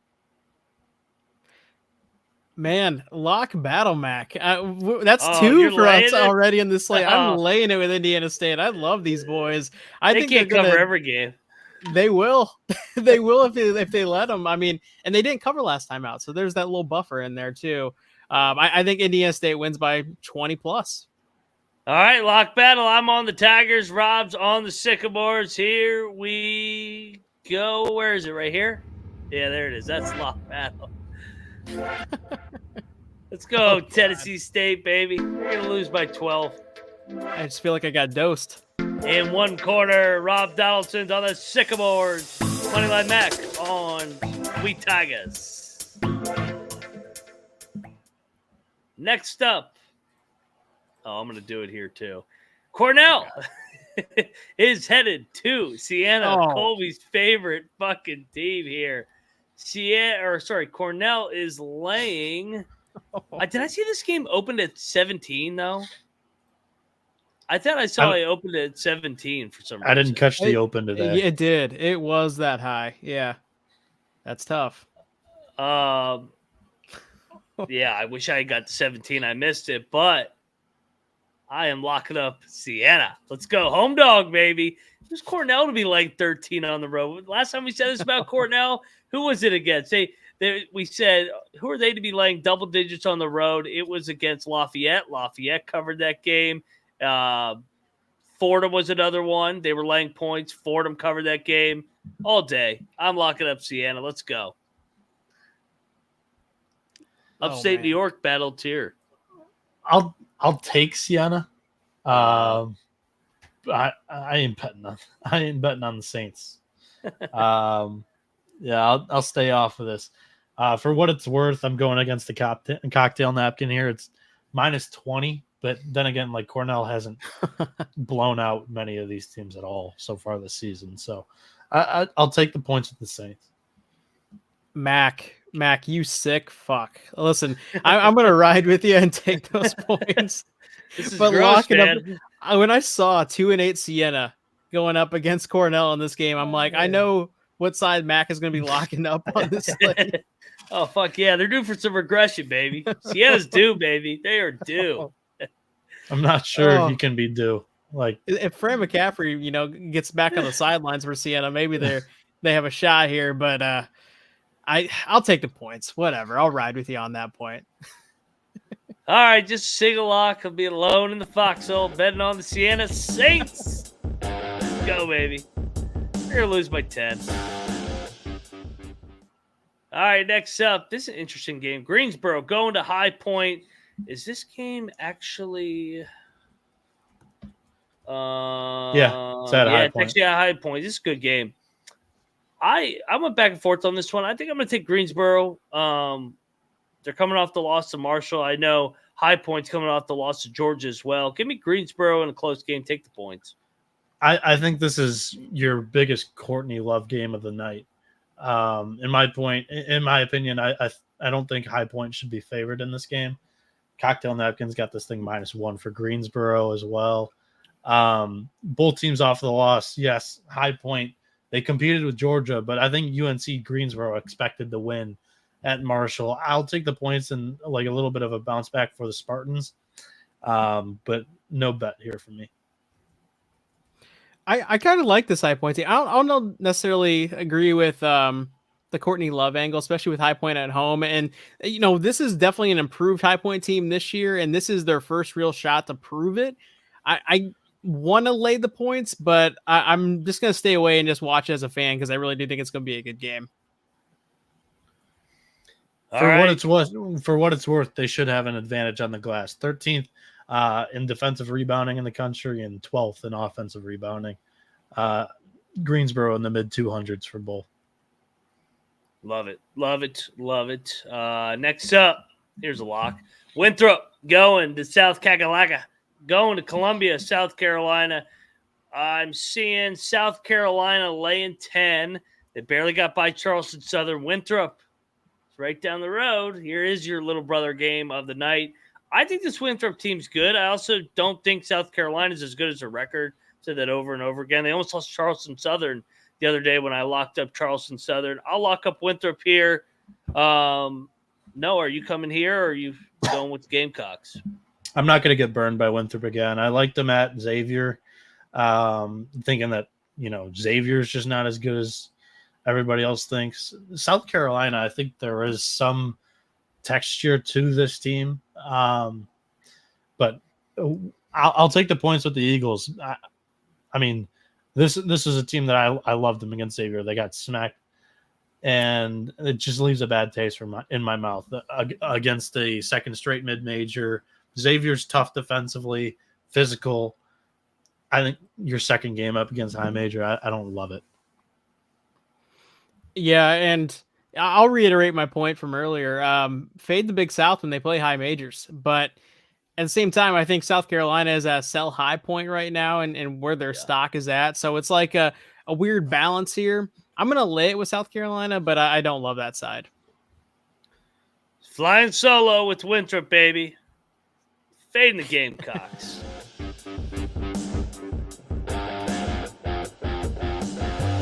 Plus 10.5. Shop till you drop. I'm interested to see where you guys go on this one. UVA is going to Memphis. So Memphis has 2 straight home games against ACC teams. I don't know, man. I'm so torn on this game. I think I lean to Virginia here. I think Virginia, the discipline, the culture, can get it done against a Penny Hardaway team. I don't know if I want to bet this one. I'm probably just going to watch it. If I had to bet, I'd bet Virginia. The cocktail napkin agrees with you. They've got the Who's and favored by a point. I disagree with you, though. I think Memphis is more athletic than them. They also have much more experience than Virginia. Virginia's young, and this is a road test, a true road test, and it's their first of the season. I think Memphis is a picks page fringe lock. Listen, I have some built-up trauma with Memphis minus 2.5. That line just really fucked me on Saturday with them. So I think this is going to be another 2-point winner for Memphis. And that's where I would lean. I'd lean towards taking the points because I do think Virginia is going to be able to kind of direct the style of this ball game. Yeah, this is one where I might lock it tomorrow, depending on where the number goes. If I can get Memphis as a dog, I'll be locking them. Well, I don't think they're going to flip to a dog. I think they might. I think a lot of people are going to be like, there's a big coaching advantage in this game. Well, there is. And they'll like Virginia. Well, I do think, I don't like Penny Hardaway. Believe me. But I was on them against my Clemson team. I think Virginia and Clemson, they're both defensively sound and very white.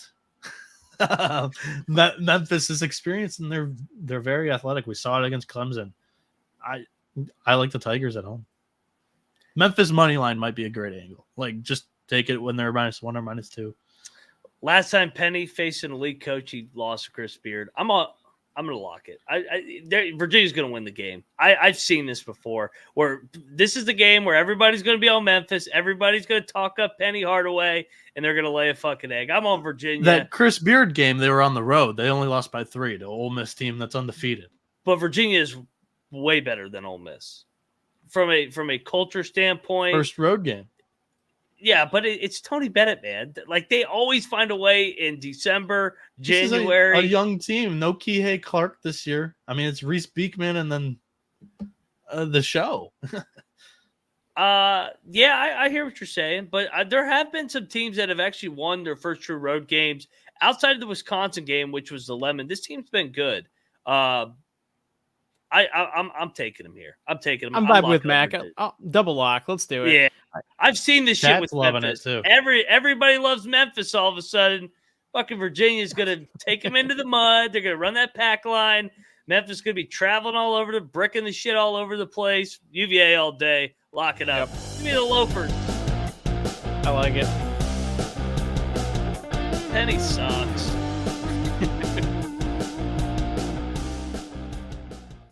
We're going to be talking about Penny Hardaway 2.0 a little bit later here. Oh, yeah.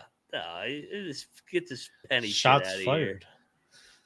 Here. All right. Let's go next on the board. We got Sick and Hard in Albany. If you're betting this one, you need a counselor. Give me the points. Sick and Hard. What's that supposed to mean? The cocktail napkin likes Albany here. I mean, I don't. But for what it's worth, cocktail napkin has a -9. For this game, though, like I'm a fan of the Pioneers. I like what Sacred Heart's got going. I mean, they're a very senior laden team. They've played a tough schedule up to this point, with a couple of road games at St. Joe's, St. John's, Providence. In this last, they have a 6-game losing streak here. This could be a nice, good right spot against a great Dean's team that, is average in the America East. I have them 4th or 5th in that currently, but I'll take the points with Sacred Heart. So many possessions of value, and you're not locking it, Noah. I'm actually going against it. I've gone against the cocktail napkin a couple of times today. It sounds like a fraudulent system, if you ask me. But I'll lead into it. Give me the cocktail napkin. I'm not going to lock it. I'm not crazy. I'm not a psychopath, but I will lay it here with Albany. For what it's worth, they haven't lost a home game, and they've covered the number in every one of them. There you go. All right, I got a lock here. Next on the board, the Noah Bieniek Bowl. The Florida Gators going down to Charlotte, going down to the Clit, taking on the Michigan Wolverines.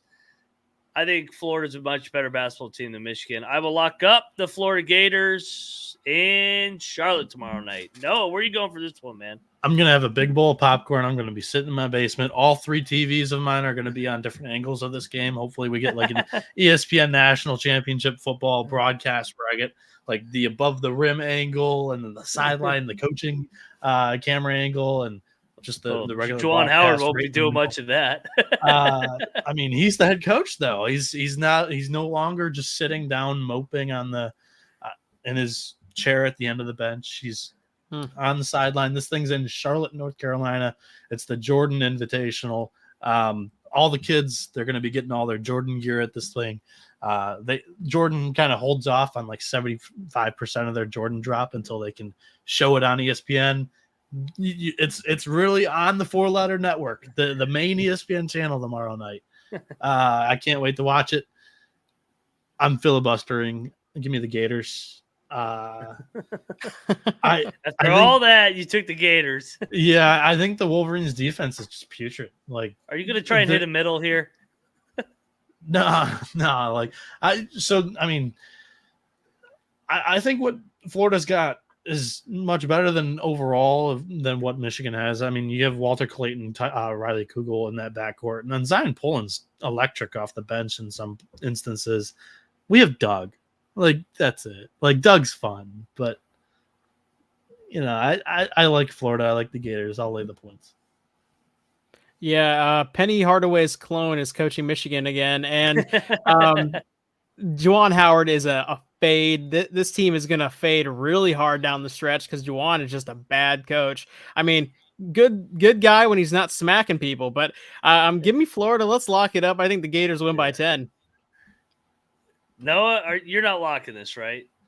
No, I'm not going to lock it. All right, Rob and I are on the Florida Gators. Chop, chop. even heckle if Michigan loses because you like the Gators too. So it's a win-win for you. I'm honest when it comes to this team. Like when it comes to all three of them, two of them, I don't really love Pitt. Like I love these two. Like this is going to be a great game. Don't ever say those words again. Next up, let's go to. I'm tempted to lock this one. I think the line's telling you to lock this one. Presbyterian is going to Furman. Furman's coming off 3 straight road losses. Furman's coming back home. They're laying 13.5 against Presbyterian, who's 7-5. I don't think Presbyterian's anywhere near as good as their record. I'm going to lay it with Furman, and I will lock Furman. They're going to drill them here. Let's go. So I agree with you, Mac. I think this line smells like shit. The cocktail napkins got it at -20. However, I mean, these schools are 40 minutes away from each other. Like we're playing all these little brother angles. Presbyterian in the last 7 matchups, they've covered this number in 6 of the 7. The Blue Hose just give Furman some problems, some games. I'm going to take the points. I'm going to once again fade the cocktail napkin. I'm going to take the points. Is this system a myth? I mean, no. Fade the napkin. He's fading it. I'm just going with the little brother angle. Like they've competed with the Paladins quite a bit.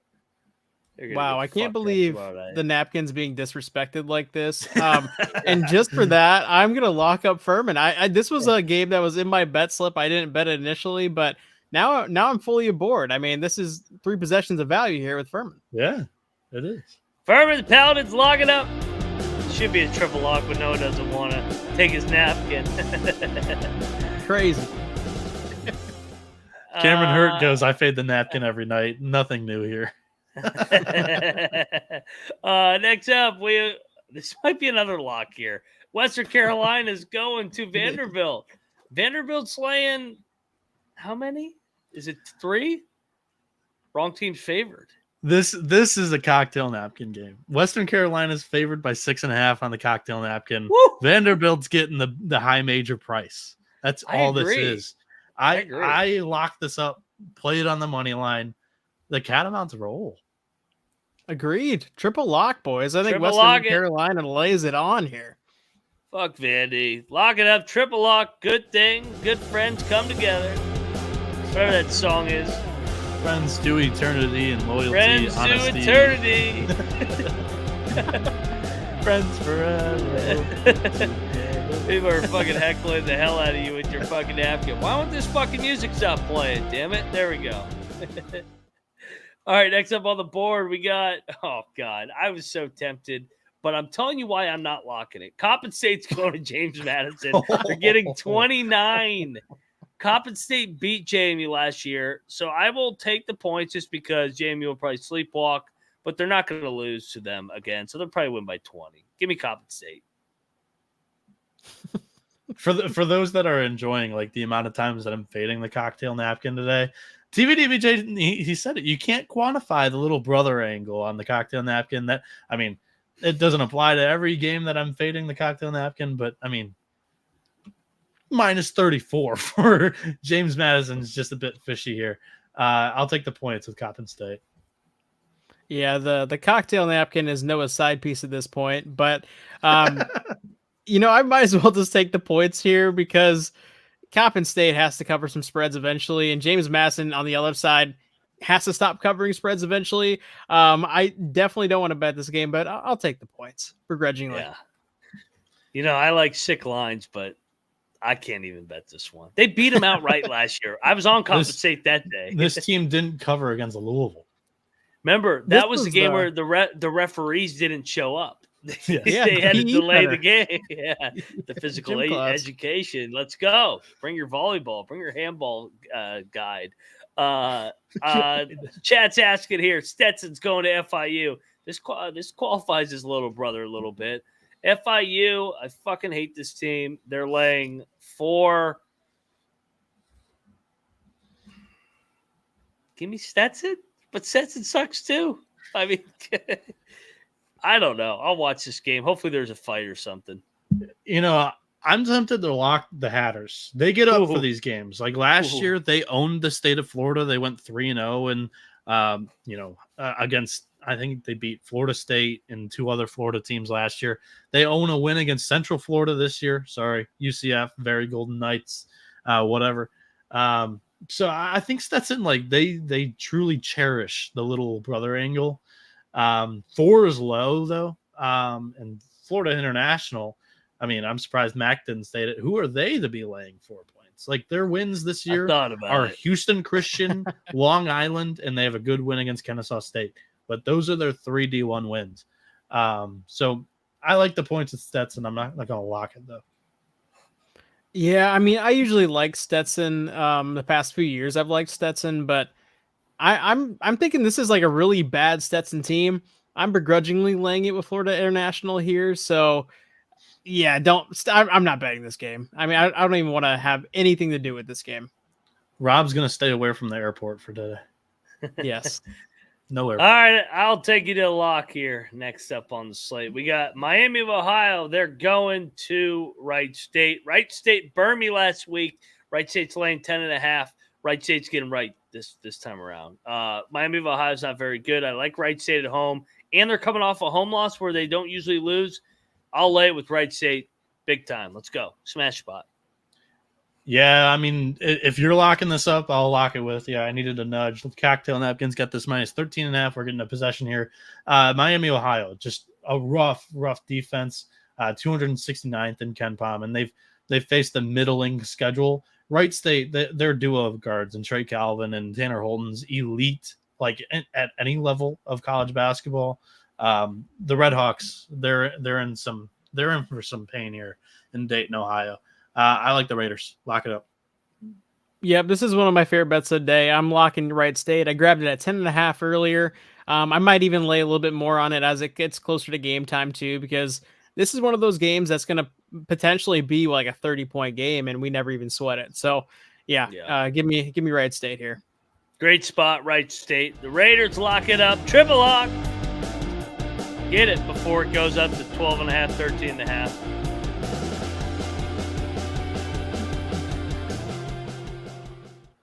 All right, next up, I'm tempted to lock this one. Gardner-Webb's going to Chattanooga. I think Gardner-Webb is better than their record. I said that the other night, and they fucking laid an egg in the second half against App State. They were beating App State at half. Correct me if I'm wrong. Correct? I don't know. I can't correct you there. I want to say App State pulled away in the second half. Gardner-Webb was hanging in there. I kind of think Gardner-Webb's going to Gardner-Webb was leading. Yeah, 31 to 29. Yeah. I'm on Gardner-Webb here. I think Chattanooga's not. I think Chattanooga's overrated. Give me Gardner-Webb to win the game outright against Chattanooga. Lock it up. G-Dub for me. This is Jack State and Tarleton State from tonight. Let's go. Yeah, so Gardner-Webb has not won a road game yet this season. They've not won away from home yet this season. They're 0-7 in their attempts. I'll lay the points with Chattanooga. Yeah, I'm with you, Noah. I'm going to lay the points here with Chattanooga. This is one of those arenas that's kind of like a sneaky good home court environment. And even when the students are potentially away, there's enough townies in Chattanooga that I think are going to fill up the stadium, but don't want to lock it, but definitely lean towards just laying the points here with Chattanooga. Not happening, guys. G-Webb on the money line. Go Dogs. All right, next up, this is a good game. Stephen F. Austin hosting New Mexico State. New Mexico State is getting 10 points, so Stephen F. favored by 10. New Mexico State is off that emotional game where they should have won. I probably want to lay it with Stephen F. I think the line's telling you what's going to happen here, too, because New Mexico State off that. They had the lead for 38 minutes against New Mexico the other night. Stephen F. Austin has one win by they have 3 wins by double digits. All were a month ago. They beat Northwestern State by 26, Loyola Marymount by 10, Drake by 24. This isn't a team that normally blows out teams in their wins. I think this is I smell blowout here. I'll lay the points with the Lumberjacks. Yep, I'm right there with you guys. I'm not going to bet it, but New Mexico State coming off that emotional game against New Mexico where they had it in the bag and then they just blew it in the final 3 possessions. And I do think this is one of those spots where it ends up being something like 54-70. And Stephen F. Austin kind of cruises here. TMZ is Leg Show Magazine asks, is the college experiences term for public, very public, casual watching audience? Those that had a good betting night tonight, probably. Yeah. All right, let's go over to this is not TMZ right here. Alcorn State's going to Drake. Drake is laying 20.5. Lay it? Maybe? I don't know. I'm not betting this game. Nah, I'll take the points to Alcorn. I'll get it. Let's go. They're going to lose by 19, like Grambling did last week. Yeah, I mean, I continue to take the SWAC teams in non-conference games. For me, I think that's the good angle. Like they're covering above 60% in non-conference. Drake's a solid team, but I think this is too many points. Cocktail Napkins got this 26.5 for Drake. But I'm willing to take the points with Alcorn. I do love the battle in the chat here. One person saying Drake's been drilling teams. The other person saying Drake hasn't been great, man. Who knows? Flip a coin on this game. I'm surprised Mac's not locking up 1-10 Alcorn State. But I tried. Maybe I couldn't do it. If this line was 8.5, Mac is all over Alcorn. But outright. Yeah. But I'm taking the points begrudgingly and staying away and not even gonna watch this game. Yeah, don't do that. All right, next one up. Charleston Southerns against Loyola. Loyola's laying 17.5. I want to lock Charleston so bad, but they just had an all-out effort against South Carolina. I'll take the points, but I'm not freaking locking this. Cocktail Napkin loves this one. It's plus 11, but yeah, I think the spot doesn't call for the bet because Charleston, like against Big Brother South Carolina, they just played a full 40, like you mentioned. Loyola Chicago, they do have a solid defense as well, and I think the Bucks might struggle to score, so that's what keeps me off of betting them. I'll lay the points with the Ramblers here, actually. Man, the Cocktail Napkin is taking it on the chin tonight. It normally doesn't get outed like this because I come in and I just bet the ones that it loves. But sometimes you got to go against it. Yeah, the Cocktail Napkin might go 3-10, and you might have faded it the entire stretch. So if you have a good day, the napkin system needs to die, I think. And I have no idea what to do here. Loyola laying that many points is absolutely disgusting, but like I said earlier, when a team like Loyola is laying this many points, I'm just going to do it begrudgingly. I'm betting games that the Cocktail Napkin loves. If you want to look at the picks page, and if I have a solid 20 games above 500 day, then maybe the Cocktail Napkin gets some questions. But it's doing just solid, just fine. I mean, look at my locks record; it speaks for itself. Let's mine took a fucking hit today, I can tell you. Let me take you to a gross lock here. It's a favorite, actually. It's a rare favorite. It's against a little brother. North Florida's going down to Tallahassee. Florida State's laying 16.5. They've lost 4 in a row. It's the end of the Leonard Hamilton era. Not so fast. They're going to win by 30. This is the get-right spot for the Seminoles. They haven't won since fucking November 21st, 1 month ago. Oh, yeah. Seminoles all day. They're going to win by 30. I'll lock them. I'm not going to lock them, but I like the Noles here as well. I think there's still some hope for this team actually being relatively competitive in the ACC. They've just had a rough stretch of games here. 4 losses in a row, 1 to little brother in South Florida. I think they've already, gotten surprised by one of these guys that jump up and bid them. I don't think it's going to happen again against North Florida here. So I'll take the Noles.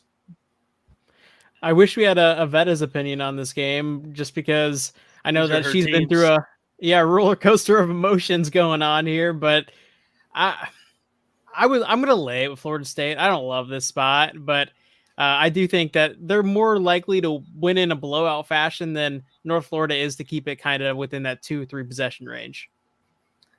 Florida State, if you can't cover this one, I don't know what to tell you. I'm locking up the Seminoles. Oh.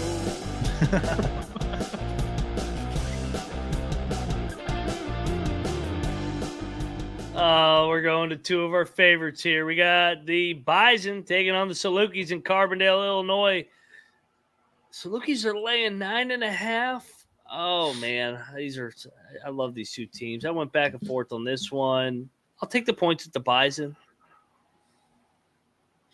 I think Southern Illinois is one of those teams that qualifies. Just Rob said it earlier, like about Chattanooga. I think like their home court's unquestioned. Like people just show up, and for me, the Salukis have been on and off, like a little bit of a light switch so far this month. I think we're gonna time them up and get them a double-digit win here. I'm not gonna bet it, but I like the Salukis. Yeah, Southern Illinois has one of the best home court environments in all of college basketball, in my opinion. And it's because their booster base is actually the fans that are going crazy. It's kind of a weird dynamic that they have going on. You have 40 and 50-year-olds jumping up and down and acting like it's Cameron Indoor when the Salukis are playing at home. I love North Dakota State, though, so I'm really torn. David Richmond's one of my favorite coaches in all of college basketball. But, oh, man, it's just real tough. This is going to be a game I watch as a fan. I say just take the points, and that's the side I'm going to take here.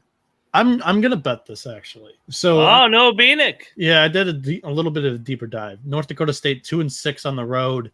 5 of them have been by 15 or more on the road. So I like a double-digit win here for Southern Illinois. I don't know why I would stay away. Let's bet the Salukis here. Lock it up. Salukis for Noah Bieniek.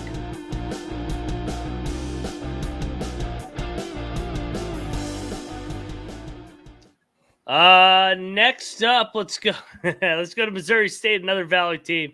Lindenwood, the Penitentiary's coming down there, and give me the points. Give me Lindenwood. Let's go. Fucking Lindenwood beat me on Saturday. I took Iwi Pui in a rare spot at home as a dog against Lindenwood, and Lindenwood found a way to get it done. They're for real.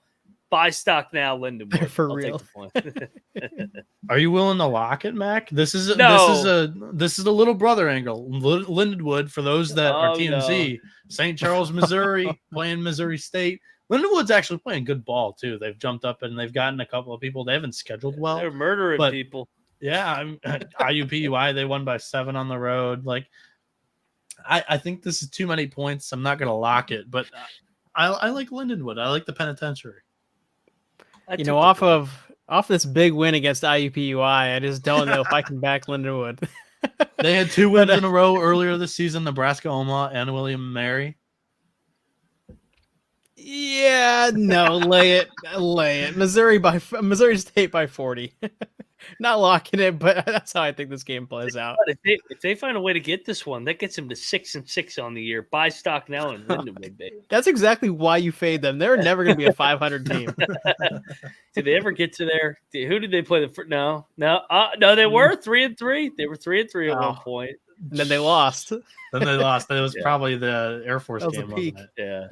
All right, let's go to this one. Houston Baptist, Houston Christian, whatever the fuck you want to call them. Go to SMU. 26.5 points. I don't know. It's kind of a little brother. Give me the points. No. I don't know. SMU's coming off the big win against Florida State. They'll be asleep at the wheel. They'll win by 24. Yeah, the cocktail napkin loves this one too. This was only plus 21.5. Houston Christian is like the little brother. I'll take the points with the Huskies, but I'm not going to lock it. Baffled at this point with the cocktail napkin, but Houston this Christian, is the most it's been outed. It's not pulled out for every game on every show. Listen, I'm going to say this about Houston Christian. If you guys have watched the Oak Hill versus North Dakota State highlights, that was great. Oak Hill lost 108-14, by the way, in that game. And Houston Christian, I don't think is that far off in terms of comparative talent to Oak Hill, because this Houston Christian team is the most unathletic looking group of human beings I've ever seen on the floor at the same time. Lay it every single game against this team. I don't think that there's a number that can't be covered. FIU didn't cover against them. I know. Nehemiah, I locked them that night. I locked Houston Baptist. That was a nice cover for me. They didn't cover against Texas, or Texas didn't cover against them. Yeah, Nehemiah in the chat asks why there's so many double-digit favored games on this slate. Christmas look, week. the coaches schedule these games on purpose because they know their home court environment is not as lit as usual. A lot of the students are away from campus during the holidays, so you'll get a lot of these sleepers during the week. But the great thing about college basketball is there's games every day, so we don't stop. That's why I like it, at least. Indeed. All right, here we go. Let's go to a filthy, nasty game here. Let's go to Tulsa, Oklahoma, where Mississippi Valley State's walking in. And what are we seeing Tulsa lay right now? They're laying 23? Get the fuck out of here. No. Lock up Valley. They came through for us against Gonzaga, getting 38, 39, whatever the fuck they were. They're going to come through for us, 41. They're going to come through for us, getting 23 against Tulsa. You lock it up. Give me Mississippi Valley State back-to-back games. They've had 8 games. 8 days to prepare to lose by 22 or less. Mississippi Valley. Let's go, Valley. Tulsa's murdered some teams at home. I'll lay it with the Golden Hurricane. I'm not going to bet it. See it. a team like Mississippi Valley. Mac, your brain needs to be studied, my friend, because there's something going on in there that none of us can comprehend, but you have found the magic. And maybe you're just like the college basketball betting Rain Man. Who knows? But what I'll say, yeah, take the points with Mississippi State. I'm with you, Mac. You talked me into it. Delta Devils. Valley. Yeah, Delta Devils. The chat's asking for the cocktail napkin on this one. It's 27 in favor of the Golden Hurricane. It's wait, it's what? It's 27. Oh, your thing's broken. That thing's wrong. We are going to come out and fight and lose by 22. I've already told you. All right, let's go to another game. So this game's got an interesting angle because this is one of Kevin Willard's assistant coaches. Nichols going to Maryland. I kind of like Nichols here. Oh, I love Nichols. I kind of want to lock Nichols. I'll lock up Nichols. Yeah, I'm locking Nichols too. Cocktail napkins got this thing plus 13. You're getting that high major price with the Terps, their mainstream program. Nichols jumped up and they got LSU. They controlled LSU the entire game in that one. Baylor a little bit different. They got blown out, but they competed against Mississippi State and covered this number as well. Tevin Sadler is going to have his boys up for this game at the Terps, his former stop.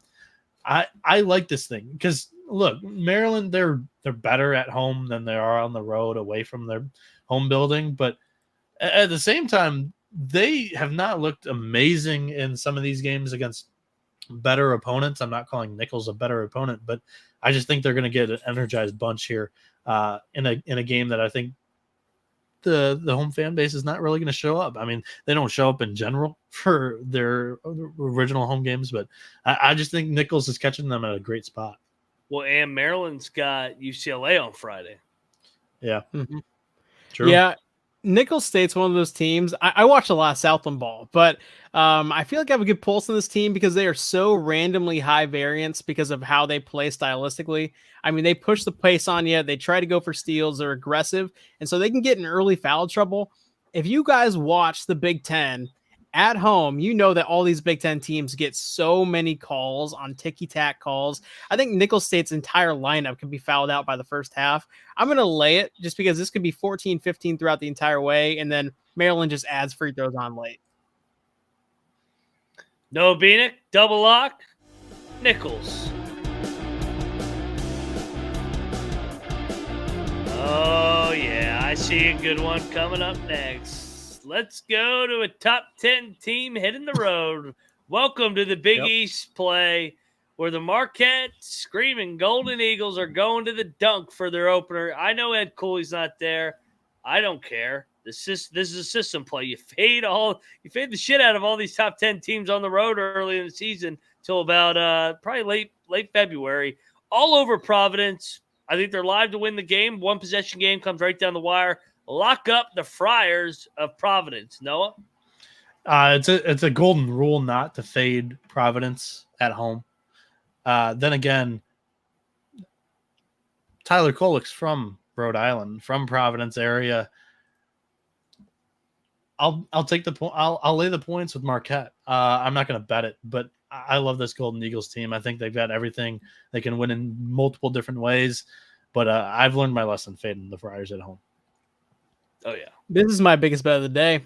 At the Dunk, Providence. This is an outright winner and dominating fashion, I think. So give me the Friars. It wouldn't be surprising if they won this by double digits, just with how they play at home. They literally played this game last year at this exact spot, double overtime. The Dunk won. Marquette, I think at the time was what was Marquette? Was Marquette undefeated at the time? If they weren't undefeated, they're pretty darn close. Yeah, they had 3 losses at the time. Oh wow! So then they rolled after that. But I mean, this is conference play, man. All day home dog. Providence all day. The Dunk is gonna be fucking on fire. Providence, lock it up. Since I went.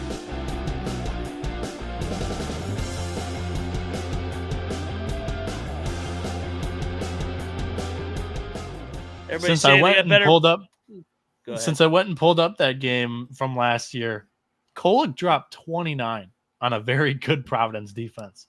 So Kolek props going back to his hometown might not be a bad angle tomorrow. I think Providence is better this year than last year, in my opinion. I do too. I like this Providence team. And everybody's saying better player for better play. Yeah, it's Kansas had better players than Indiana. Indiana was up 15, should have won the game. This is the home dogs in conference play, man. This is what college basketball is. I'm going to push back on you saying that this team is better than last year's team. They had a lot of up transfers, especially from George Mason, who was not a great team last year. Let's see how they play in conference play before we call them a better team than last year. I like their physicality. I think I thought Ed Cooley was checked out at the end too. I'm not holding that against the entire team. I think that team with Jared Bynum was a better team than this year's. I think they were a little bit too stagnant and like kind of it was hero ball heavy last year. I think on their offensive possessions. This year it feels a lot more fluid. And also just think about the Big East and how teams go on the road and just get smoked. Henkel Fieldhouse, great environment. Just think about UConn last year. They dominated the non-con to start the year, and then they went on a massive skid. Couldn't win a game for like a month. It's fantastic. It's going to happen in the Big 12. It's going to happen in the Big East. It's going to happen in the Big 10. All these teams, and then you can buy back on them in February. This is January is the month, man. I can't wait. So I'm still hung up on Mac's comment. That Providence team last year was really good. Bryce Hopkins, Devin Carter, of course, they're both on the team this year. But they were had Ed Croswell down low, Jared Bynum, Noah Locke. They could shoot. They could play through their big men too. I like last year's team better than this year's. I like the bigs this year, man. Hopkins still there? Yeah. Well, yeah, Hopkins is a baller. Like, yeah, he's still there. But Aduro is a up transfer from George Mason. He's good, man. He's good. I want to see him against some of these other Big East bigs because, also Iguodaro tomorrow is going to be a nice Wisconsin's ass. I can tell you that. And it's not like the A10 is a crappy league. Like I think it's like one of those on the cusp of being a high major level type ball. They weren't a good team in the A10 is what I'm saying. Like they weren't consistent. They get up for games and then they lose to I can't come up with a team or an example off the top of my head, but there's a reason why Kim English wasn't pushed around for other high major jobs. I just thought it was a little bit a down hire, in my opinion. First Big East game, they get up for the spot, sure. But the entire season, I don't know. I am with Rob. This will probably be my biggest bet of the night. Providence all day at the Dunk, getting 4.5, 5. So, and then sprinkle some on the money line as well. So, Southern Utah is going to Montana State. Montana State's struggling here. Kind of feels like a good spot to get right, though. Give me Montana State to bounce back against Southern Utah. How about you guys? So I like Southern Utah as a team, but on the road, they have had no life. They've lost all of their road games, all 6 of them. Montana State, they did play a non-D1 in their little bit of a bounce back that dropped 106 on American Indian. They can't really make up what heritage they want to go with there. But I'll take the Bobcats at home. Yeah, this was a borderline bet for me because Montana State is one of those, I think, crazy fan bases. I mean, you see it with their football team and in the college football playoff for the FCS level. And then even last year or throughout the years in college basketball, this arena fills up and gets loud. I think this could be a smash spot for Montana State. I'm gonna stay away because I do think they're a little bit worse than most years, but this is borderline for me. They have not covered in like 4 games. I think I might lock Montana You're tempting State. me, dude. Yeah, I'm gonna lock up Montana State. I'm with you. I'm with you. Utah's gonna get drilled up there. Let's go, Montana State. Lock it up. Bobcats. All right, next up on the list, we got Montana going to UC Davis. I'll take UC Davis. I didn't have a big feel here. Noah, how about you? I'm taking Montana. I don't have I don't have a big feel like you. But I also think Montana's kind of, at least to me, proven it. They didn't stumble at San Jose in that back-to-back San Jose State series or whatever, the home and home. And I think San Jose State's a solid team. You look at their losses, they have won the Houston, Nevada, Oregon. UC Davis, actually, they played earlier this season. They beat UC Davis by 13. So Travis DeCury, their head coach, kind of lazy scheduling, just scheduling the same teams twice. Beautiful. We saw it with San Jose State. They covered in both games. I think they cover here against UC Davis too.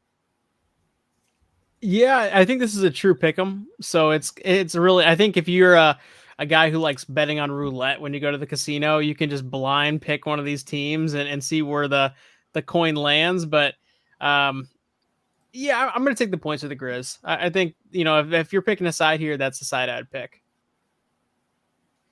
No strong feel from us there, guys. UCLA, Northridge. UCLA's laying, what is it, 19? Down to 17.5. I'll take Northridge. I already talked about the look ahead with Maryland on deck. Give me Northridge here. What's the number here? 17.5 now. So I didn't catch opening, but I did get this thing on the picks page at 19.5. This is tumbling. The cocktail napkins got it at plus 12.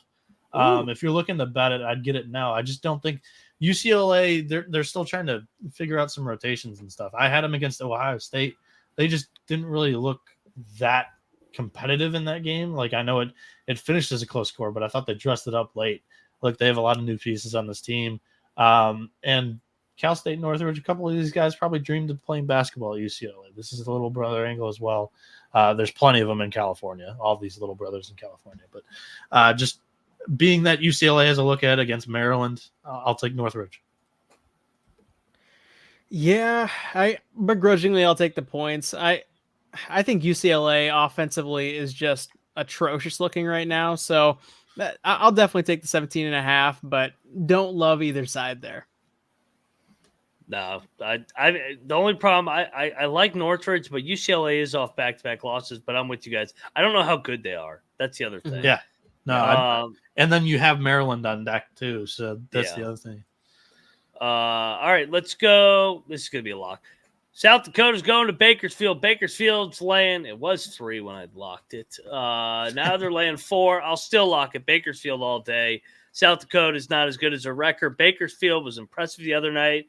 They're due coming back home. I'm all over Bakersfield in this spot against the Coyotes coming off back-to-back. And they just played last week, and Bakersfield lost by 5. So give me Bakersfield. Lock it up.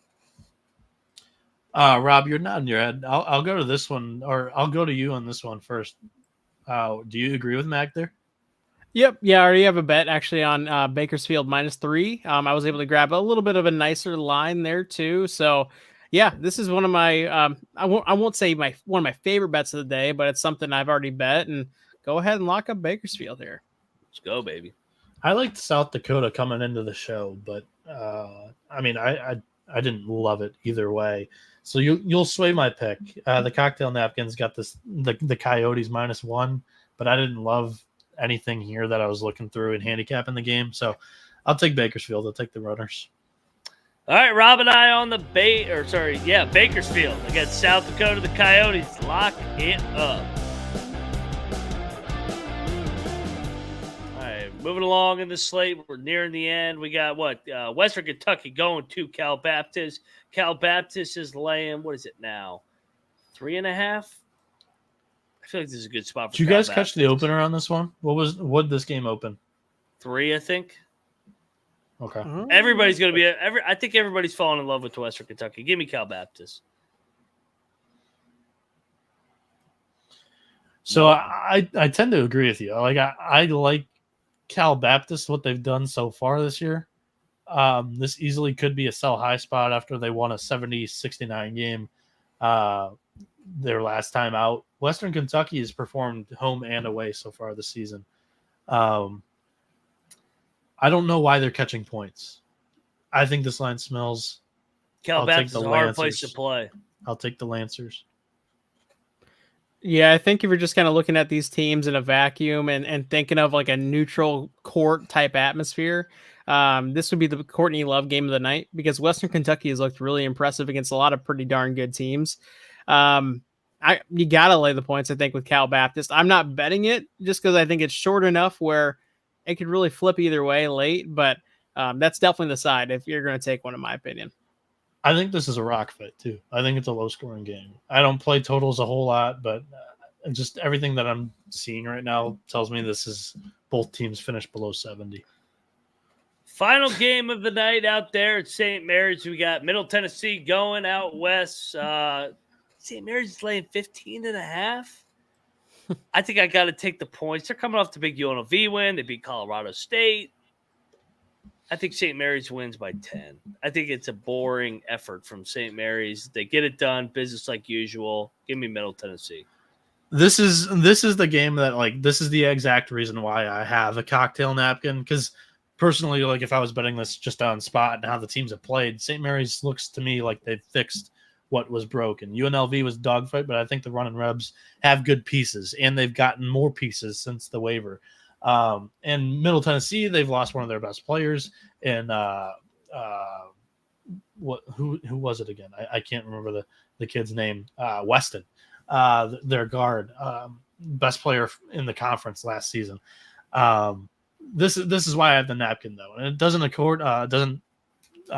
account for injury, but I think this is too many points. Napkin's got it plus 15 as well.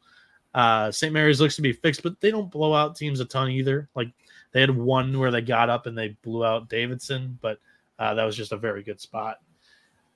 I'll take the points with the Raiders. I don't love it. Middle Tennessee is one of those interesting teams in college basketball where I think a lot of people, similar to UMBC and other Cinderella types, a lot of people still have fond memories of Middle Tennessee State. So when they see them getting this many points, they're tempted to bet them. I mean, Sidney Pasta, that run and beating Michigan State in the tournament, I mean, that was a fun time. It's similar to FGCU, Dunk City. I think a lot of people gravitate to that team if they see them getting that many points. Middle Tennessee State is really bad this year. Going to be 500 bad the rest of the way, I think. St. Mary's lays it on here. I borderline lock for me on St. Mary's, but I'm just going to get there. I'm going to Benedict. I was really, truly 50-50. Middle Tennessee's first road game. I don't know how. I don't know how. That is incredible for a mid-major. That's good scheduling. I'm going to lock really St. Mary's, I think, actually. This borderline smells. This is are they going to actually blow them out here? I'll lock it with you guys. There we go. Mac, come on. Cocktail napkins got this. All right, it's the final game. All right, I'll do it. Triple lock, St. Mary's. The Gales are fixed. They're all well.